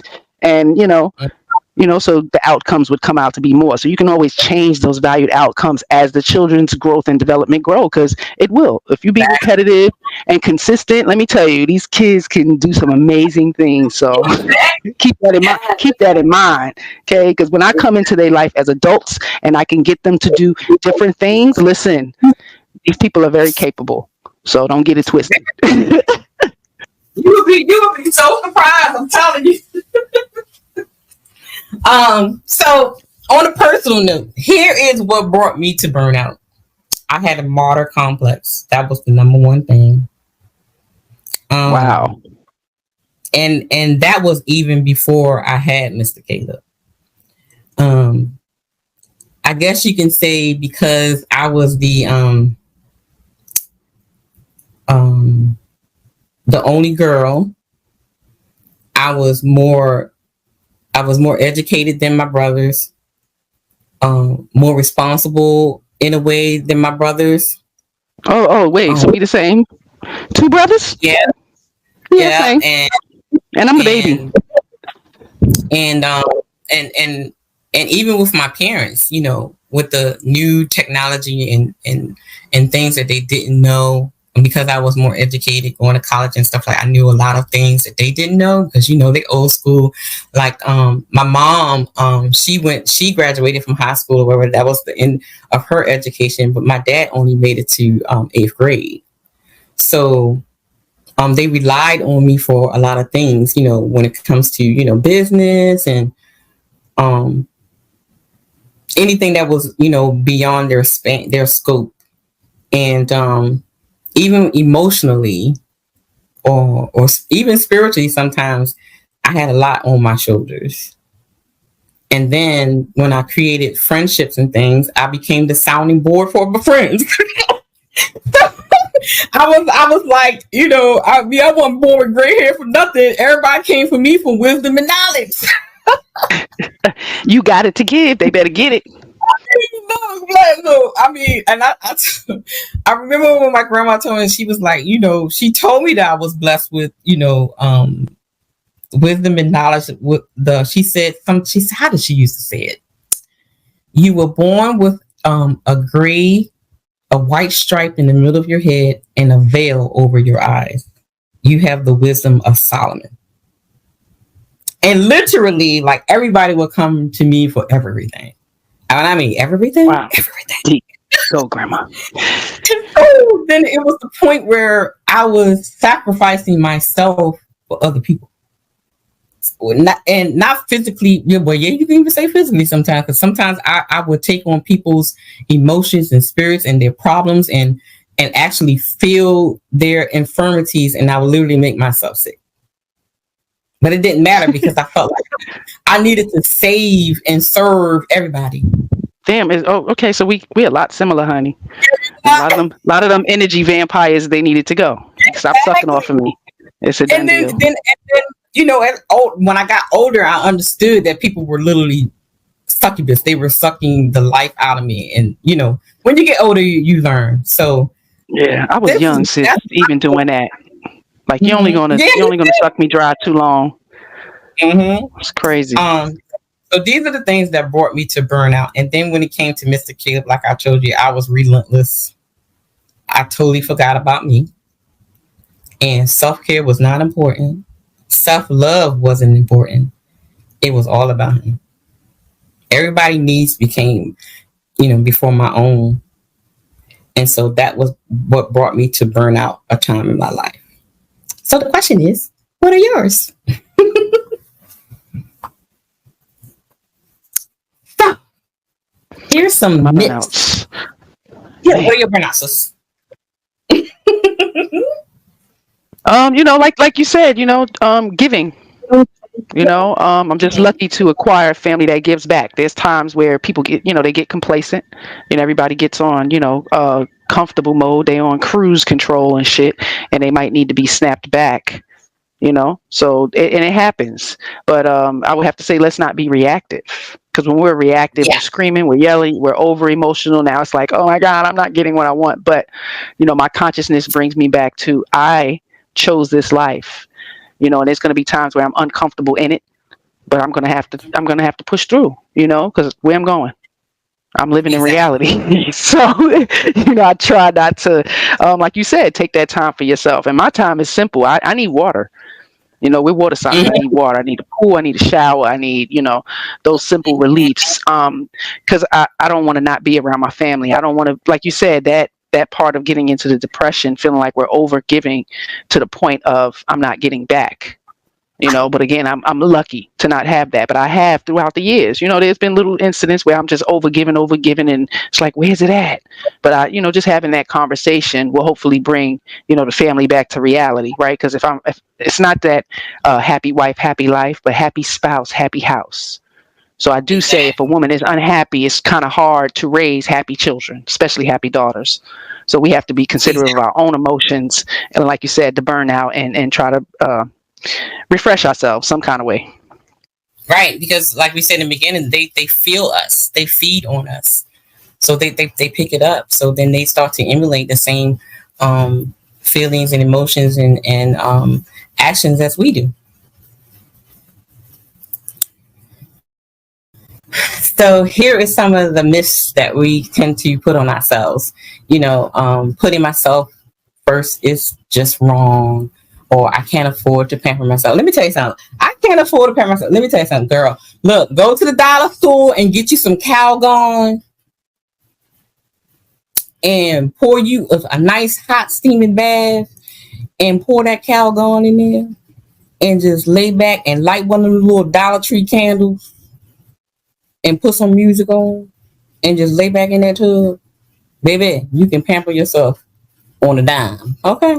So that is a myth. Yeah. Yeah. You don't gotta go to a spa. Baby, create you a spa right in your bathroom.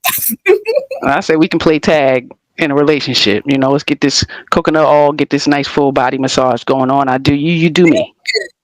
Okay. Get your husband to give you a little a little pedicure, and let watch him paint your toes, and do some other things after he paint your toes. Sure. Well, mine ain't doing that. He a man. He don't eat noodles. He ain't doing that. You not gonna paint your toes? Nah, he not painting my toes. Nah, he'll give me a full rub down, all that other stuff. But yeah, nah. He said, I'm not a girl, damn it. I don't do those things. Yeah, he's not gonna let his daughters put makeup on his face. No. I didn't say put it on him. I said put it on your toes. Yeah, he don't know how to do that. He is not skilled in that way. But he sure can use them hands. I'm just saying. I'm just saying. He loved to watch me do it, though. Put them legs up and put that polish on them toes. Yeah. Okay. Because when you flexible, I'm just saying. Thank God for yoga and Pilates.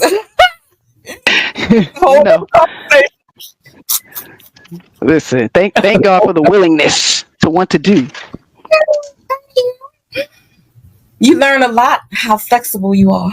But anyway, and you can I can never get the support I need. I think that is a falsehood. I think a lot of times there is the support that you need. Like we said before, sometimes we fail in seeking out that support, or we may have the support, but we hold back from being vulnerable so that the people that are around us can help us.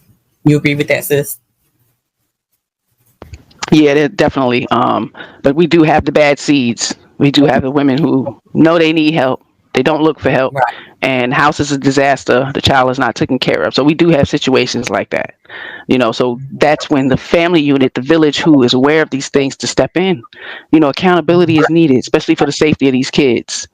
Because things are happening on parents' watch, and we got to be an advocate for them, those who cannot speak, those who cannot speak up for themselves, And I'm hard on that. I do not play. These kids cannot advocate for themselves, So I think here we go. So we're going to talk about self-care real quick. Again, my little cute one there. You can't pour from an empty cup. Oh, adorable. What does self-care mean to you, and how do you go about doing it? So, can you read that for me? Sure. So what is self-care? Self-care is important to maintaining a healthy relationship with yourself. It means doing things to take care of our minds, bodies, and souls by engaging in activities that promote well-being and reduce stress. Doing so enhances our ability to live fully, vibrantly, and effectively. The practice of self-care also reminds both you and others that your needs are valid and a priority. Yes. I have to go and get Mr. Caleb up. Okay. Here we go. How do I practice self-care? We're focusing on the positive. Acknowledge what you have accomplished. I think this is important too, because a lot of times we feel like we haven't done anything right, especially when we're going through these stages. You have to look at the things that you are able to accomplish, like with me, with Mr. Caleb, I look at how, when he started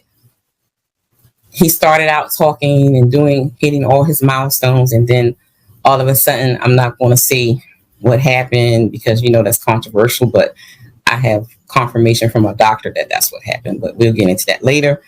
When it comes to those shots, people are like, oh, no, it doesn't, but anyway, but I look at the accomplishments with him starting from being nonverbal to graduating from high school with honors.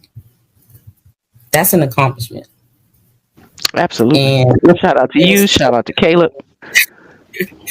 And sometimes it used to be hard for me to accept praises from other people and other parents and other teachers and stuff when Caleb was in school, they would say, "You're so good." And I'm like, child, I don't know what y'all talk about. But now I understand that helps with my self-care as well. That sense of, being that I did do a good job. I did do a good job.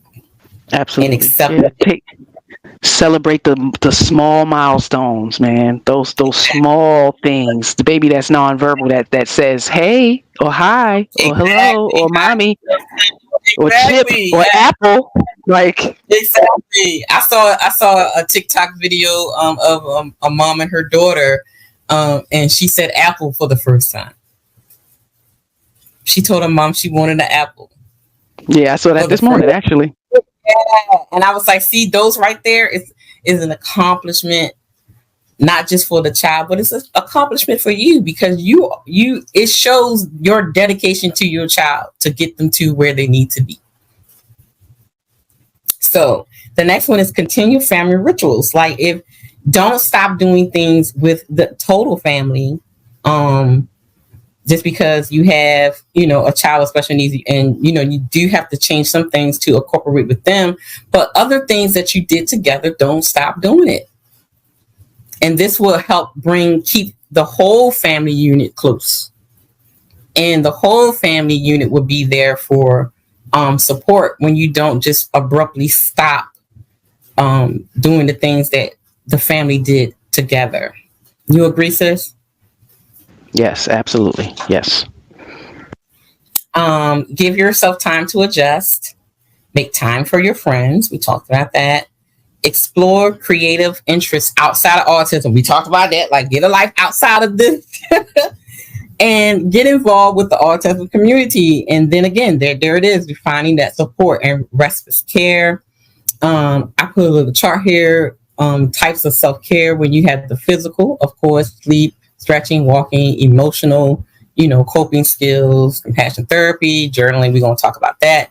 The social, the spiritual, the personal, creating space for yourself, even financial self-care, learning how to budget with the finances you have, because a lot of times things can be expensive when things aren't paid by insurance. You know what I mean? So, finding other avenues with that, and even work having, if you are a working mom, finding that work-home balance as well is different types of self-care. Here are a few more examples. Now I put a little bit because I like to clean. I don't know what it is about cleaning. Cleaning kind of like just I don't know. I just like it. It just relaxes me. Okay. Yeah, me too. It's therapy. Folding laundry, doing laundry, seriously. Dishes, I'm not an uproar. I'm glad I have, dishwashers here, my children, and a dishwasher we don't use. But when it's time to do it, it's not like I'm in an upset. Oh God, I got to do these dishes. It's actually like me organizing the thoughts in my head while I'm doing it. Cross something off your to-do list. You have something on your to-do list that you had on it for umpteen years or whatever. Cross it off. Exercise, get a massage, go for a walk, listen to music, meditation, play a game, practice breathing, reading, take a bath. It list goes on and on and on with things. Another thing is distraction. Use distraction as a strategy. Distract yourself from, especially when you're feeling overwhelmed with a certain task that you're doing. Say if you are working with your child with the ABA, one of his ABA assignments or his OT assignments, and you're feeling overwhelmed and kind of frustrated, take a moment and distract yourself from it. It's very important to kind of distract yourself when you're feeling overwhelmed. So activities are a great way for us to distract ourselves from our current emotions until we are better able to cope. When our levels of distress is too high, we may not be able to effectively handle a situation and need ways to bring our emotional state down. Because sometimes we can be on 10 all day. Okay. 20. Some suggestions may seem similar to self-care, but distraction activities serve as a different purpose. One person's self-care activity is another's distraction technique. Let's see. Here's a few examples of distraction activities. Call a friend, but don't talk about what is distressing you. Talk about something totally different. Let's talk about these hoes on these daggone podcasts. Let's talk about that. I don't want to talk about what's stressing me out right now, but let's talk about the panel. Right, because if you do, you're going to keep over analyzing it, making more of it, probably moving the goalpost on shit, Yeah, we do too much with that. Right. Create something. Describe your surroundings using your 5 senses. That goes back into painting or just talking with a friend. Do something kind for someone else. Focus on a single task. Go to an event. Trying something new. Go volunteer. Go out to eat. Again, like I said in the description, sometimes what is someone's self-care activity can be what your distraction activity. So they are kind of run concurrent with each other. I love this picture right here, sis. Check it out. That was me this morning. Do you have a self-care plan? Do you follow it? That's cute. Oh man. So look, if you don't have a self-care plan, create one. And just try to because now I know a lot of times, sometimes we need to be reminded. We need to be on the schedule because sometimes, I think I'm autistic because I need a routine. Okay. And so I think we all are. I think a lot of us are to some degree. You know what I mean? Mm-hmm. Like I would never be placed on the spectrum or nothing, but there was a time I could not go to the clubs because the lights, the flashing of the lights and stuff, the sensory things, certain materials. I'm very OCD the way I do certain things, the way I shower and wash my body and the way I brush my teeth. I'm very So, utilize, your calendar, your timers to, set your timer when, okay, after I got my child into a certain activity or something, set a timer. So, okay, if they're doing this, let me take a moment to myself. If they're occupied, let me take a moment to myself. So create a self-care plan for yourself on a daily basis, or on an hourly basis, depending on the needs of the child.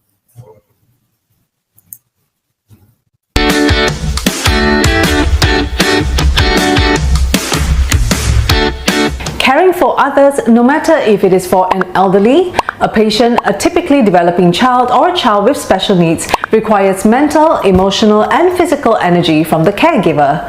However, this energy is not limitless. If a caregiver continuously cares for another person for an extended period of time, there may be negative consequences that may happen as a result. For example, the caregiver may experience burnout, fatigue, mental health concerns like anxiety or depression, or caregivers may give less effort than their best because they have pushed themselves too far. Ultimately, a caregiver needs to care for themselves in order to provide the best care to someone else. There are multiple dimensions to one's life which influence self-care. In order to be able to have self-care, there should be a balance and wellness in all areas of life, which includes inner life such as thoughts, emotions, and intellectual development, physical health, relationship with others, work life, activities and interactions in the community, and spirituality, whatever that means to you. At times, it can be difficult trying to figure out what you can do as a form of self-care. So here are some examples of activities that you can do as a means of doing so, which are prioritizing close relationships by spending time with important people such as friends and family. This will allow you to be able to share the struggles and difficulties that you face when caring for your child, building a support system for you to lean on in times of hardship. Finding personal downtime, which will be considered your stress-free and no caregiving time. This will provide you with the space to truly relax and not overextend your energy, therefore allowing you to be able to recollect yourself and restore the energy that was lost. Maintaining a healthy lifestyle. Some things that can be done are getting enough quality sleep, exercising, eating healthy food, and participating in recreational and leisure activities that is of interest to you, just to name a few. It is important for caregivers to take care of themselves so that they will be able to have the energy and resources to engage and care for your child in the most efficient and loving way. Now, here is one of the special things I want to talk about, and that is can be very beneficial, is journaling. Because sometimes we do get into a place where we don't want to talk to anyone, but we need to unload those feelings and emotions. So having a journal, writing down your thoughts and feelings and emotions, that you can't seem to find the words to express to other people. Writing it down and creating the journal I think this is a very good tool for parents to do when you're feeling that isolation, or nobody will understand, or I don't feel comfortable talking to someone about a certain situation yet. I think journaling will be very, very beneficial, so that you won't keep those feelings and emotions pent up inside. Because when you do keep those things pent up inside, then it turns into something else, or a negative. You agree, sis? Journals. I have old journals still. Just showed the kids the journal I had when I first met their father. So it's a lot of stories in there that they'll read later, of course, when I'm gone. Yeah, so journaling is good. We influence that for anybody, because it helps show some clarity in your thoughts. And then sometimes you can reflect. You can go back in a year or reflect on it. Yeah, see how you've grown and changed. Yeah. So like my little lady here on the screen says, support groups don't work for me. So is there something else that I can try? Yes, journaling. Writing helps you to organize and understand your thoughts and feelings. Keeping a journal that we write in with some regularly can thus be extremely helpful for our physical and emotional well-being. And again, like we were talking, I was saying earlier that it helps you kind of express yourselves when you can't find the words in person, but you like, for example, like with King, I can talk when I want to, but then when I'm feeling very emotional, because I'm a Cancer, okay? When I'm feeling very emotional, it's hard for me to say the words. So he understands me that well that he will understand. It's like he will say to me, "Do you want to write it down?" And he'll give me, because he knows that I'll be like, "Oh no, wait, just give me." So he'll tell me like, "Do you want to write it down?" Because he knows that when I'm on 10, I can't formulate my words the way I want to or should.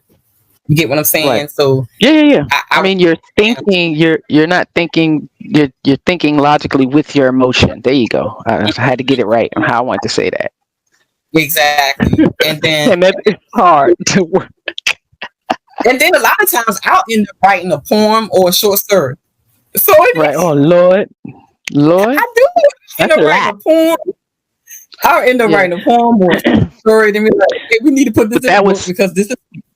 Yeah, and even not just journaling, that was something that we felt was a good thing in our relationship, because there was times where we did have some growth issues that we weren't growing together, right? So writing a note, writing a letter to one another, and nothing of the blaming, like our notes, and I think we still have a lot of them, just expressing, you misunderstood this, or I may have misunderstood that. This is what I got from the conversation, and I don't want to do this. So if I've done this to hurt you, you know what I mean? Just all of that writing, those considerate letters, because sometimes when we talk to each other, we're seeing, again, offended, angry, it's the tone. It's really not even what you're saying. Sometimes it's the tone. And like you said, when our emotions are out of whack, we could be screaming and carrying on, but we're no threat. But let them get loud, and now they're a threat.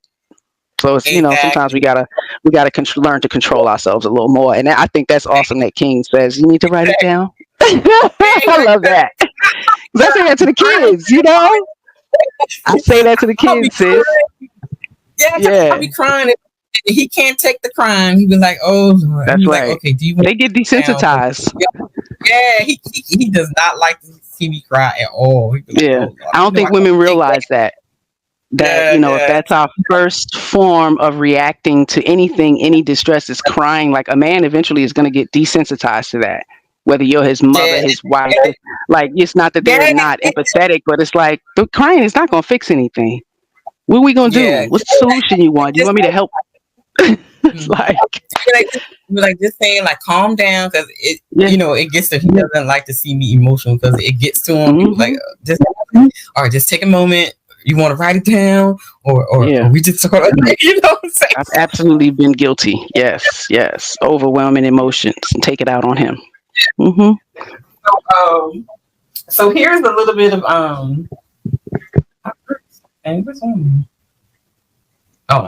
Anyway, here's a little bit of tips that I had when I first started my little journaling thing. Caleb's first teacher, the one I did the interview with yesterday, MJ, she actually gave me these pointers when I first started doing it, and that was like when Caleb was like 3 or 4 years old. So this is what we started with. So here's some of the questions you should ask yourself when you start doing your journaling. What's been really hard about being a mother or father today? Meaning that day, what were you experiencing that day that was hard for you? What contributions have you made to your child and your family today? We're not talking about in journal. We're talking about that day that you're writing in this journal. How do you feel about life in general? Some other questions is, the best thing about my child is, the worst thing about my child is, a feeling or thought that I am embarrassed about. Some things that made me proud lately happened when I grieve about my dreams that will never be, meaning what thought that you had about your child, the dreams that you have for your child that that's never will be. And some of these goes back to when you're going through the grieving stages. So that's why I'm saying, like, this is some of the questions I had when I first started out. And my child has taught me what? What has more than you would believe? Exactly. Have the patience, Lord, I got. I didn't know I had. I would say the first thing they taught me, because it's a common thing that people say, I treat all my kids the same. They actually taught me that I needed to be a different person for each one of them. Yeah, I'm still me, but certain characteristics of me needed to be up front or tucked away for each individual child, for them to grow individually, because they all needed different things from me. For real. And that tug of war is amazing when you have multiple children. That tug of war is amazing. And imagine if they're like in triplet stages, back to back. So just know that with those assessments, make all them kids learn together. Because that youngest one is going to know that math at the same time that oldest one is knowing it. You know what I mean? Because they all learning together. Mm-hmm. So develop your self-care plan. I actually will have a self-care plan template on the website, and I will have a link in the description, or you can create your own. Fill out your self-care plan with activities that you enjoy and it supports your well-being. Keep it in a place where you can see it every day. Don't hide it in the drawer where you would totally forget about it. Yeah. So make sure you keep it where you can see it. It's like in your face. And try to stick to your plan and practice the activities regularly. So if it's like going for a walk, make sure you do it every day, or when, the weather is good. And so whatever you put on there, make sure you practice it on the regular, because they say, in order to develop a habit, you have to do it regularly. And then at some point in time, reassess, your plan. Look at the things that you kind of didn't really enjoy, or you really didn't have enough time to do, and kind of reassess it and kind of move things around, or add something new that kind of really fits with your time frame when you're dealing with your children in household and work-life balance. So I have a short clip I want us to watch, and I found she was talking about self-care, but however, she talked about some things that a lot of times we don't really think about. So let's listen to what she had to say.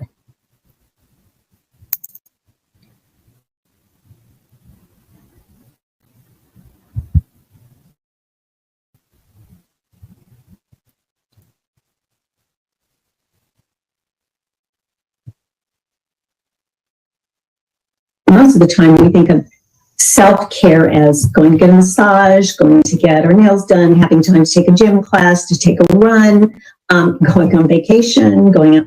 All those things are great, by the way. So I vote yes for all of those. However, there's some elements about self-care that I think are really important. And oftentimes we don't think of them as self-care. One of them is to learn to set boundaries and limits for yourself, like saying no, maybe examining certain even people in your life who may be depleting and need to be weeded out for a time. Bring people into your world who are more replenishing to you. So looking at your relationships is a way of self-care. Setting boundaries and limits with others for things that you feel like you're obligated to do. And speaking up about what you need and asking for help. So asking for help, I think, is a very hard thing for people to do, but it is a really key element of self-care. Oftentimes, we like to think we can do it all, and some of us can be accused of being chronically self-sufficient, and so it's okay to reach out and ask for help. In fact, it's imperative. Yeah, that makes sense. I think I learned from a wise person that you should have your 911 list, and this idea of like who brings energy, replenishes, but have a list of people and really make sure you use that as often as you can.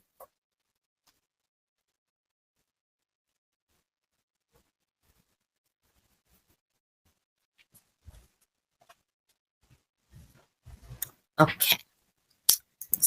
So that's what you think about what she said about the self-care. the setting of boundaries. I like that. That first one. That's one of the things we struggle with. Is the Setting the setting the boundaries, you know?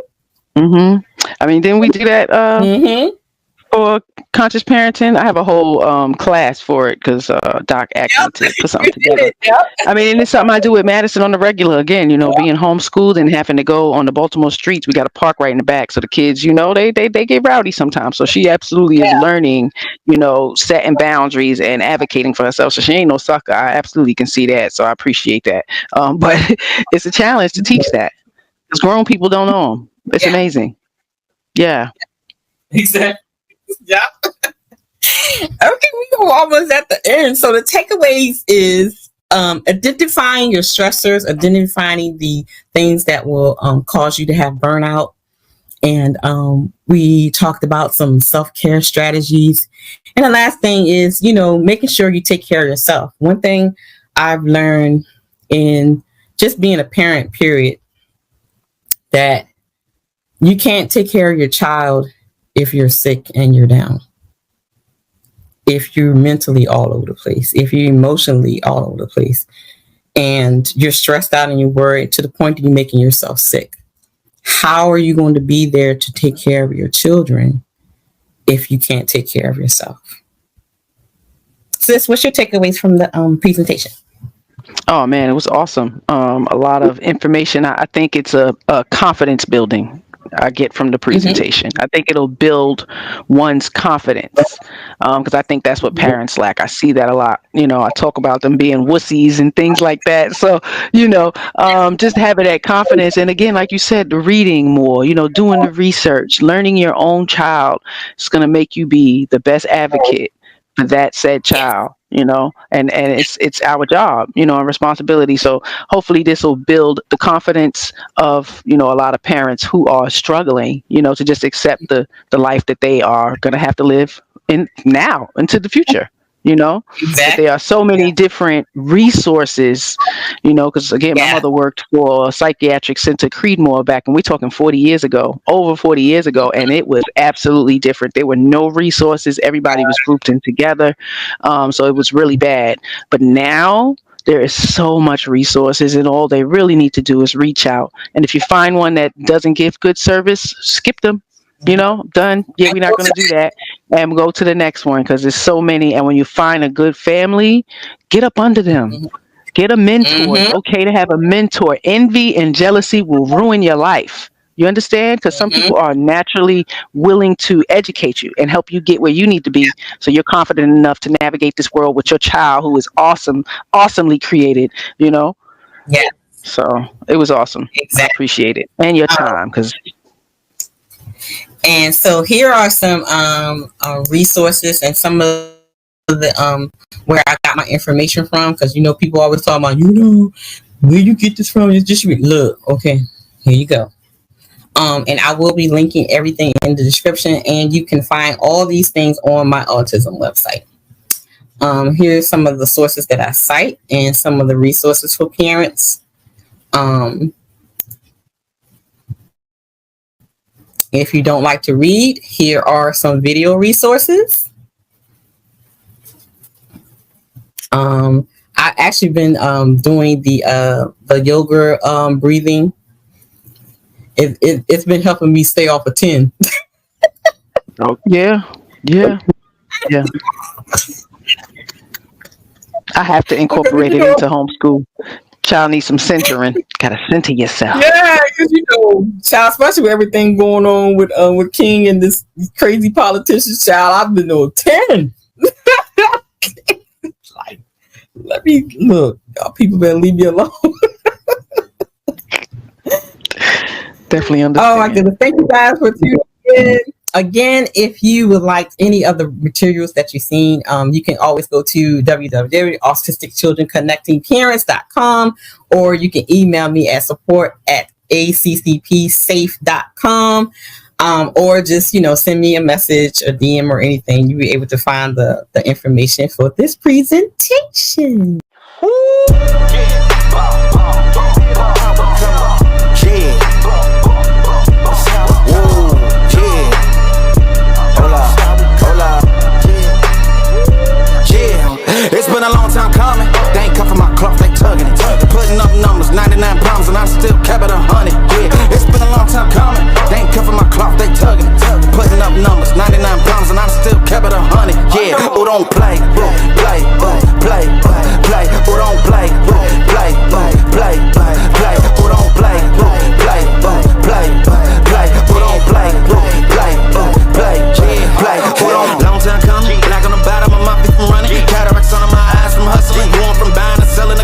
run up the business. God is my witness. Sun up to sun up from Monday to Sunday. We maxing our limits. My mind running like Tom Cruise on an action movie. Moving a mission. They say that I'm tripping. I've been told I need a vacation. I'm finessing a visit. First class, my feet up high in the air on business. Yeah. Cover the city. Your city ain't working. It's all for nothing. She told me don't let up. It's on us to make it. It's on us to crush it. Nigga, it's gonna take some just to make some. So put that in your budget. Yeah. Can't keep moving your dreams for cheap when you ain't even budging. What got you bugging? Make you a play. Don't be scared. I'm reluctant. You made it from nothing. Then figure out your clutching. Everything you want in front of you ain't no discussion. Look, it's been a long time coming. They ain't cuffing my cloth. They tugging. Putting up numbers. 99 pounds and I still kept it 100. Yeah. It's been a long time coming. They ain't cuffing my cloth. They tugging. Putting up numbers. 99 pounds and I still kept it 100. Yeah. Who don't play? Play. Who don't play? Play. Who don't play? Play. Who don't play?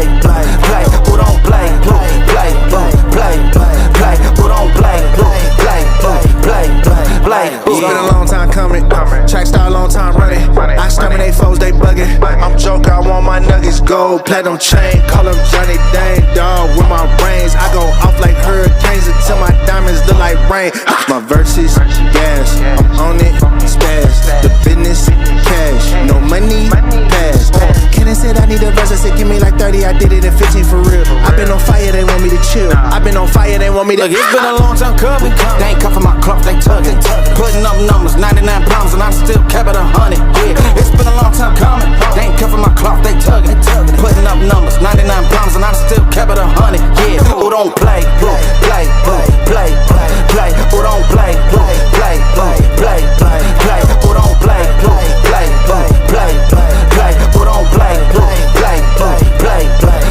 Who don't? Yeah.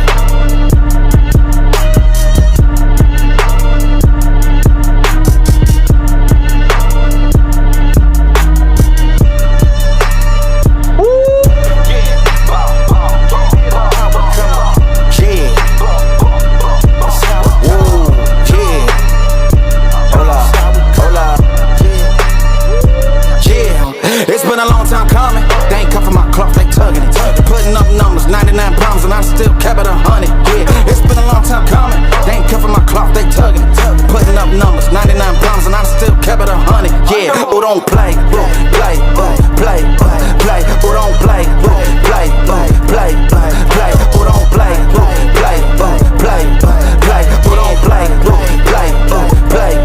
Play. Who don't? Long time coming. Black on the bottom of my feet from running. Cataracts under my eyes from hustling. Going from buying to selling to customers. Run up the business. God is my witness. Sun up to sun up from Monday to Sunday. We maxing our limits. My mind running like Tom Cruise on an action movie. Moving a mission. They say that I'm tripping. I've been told I need a vacation. I'm finessing a visit. First class, my feet up high in the air on business. Yeah.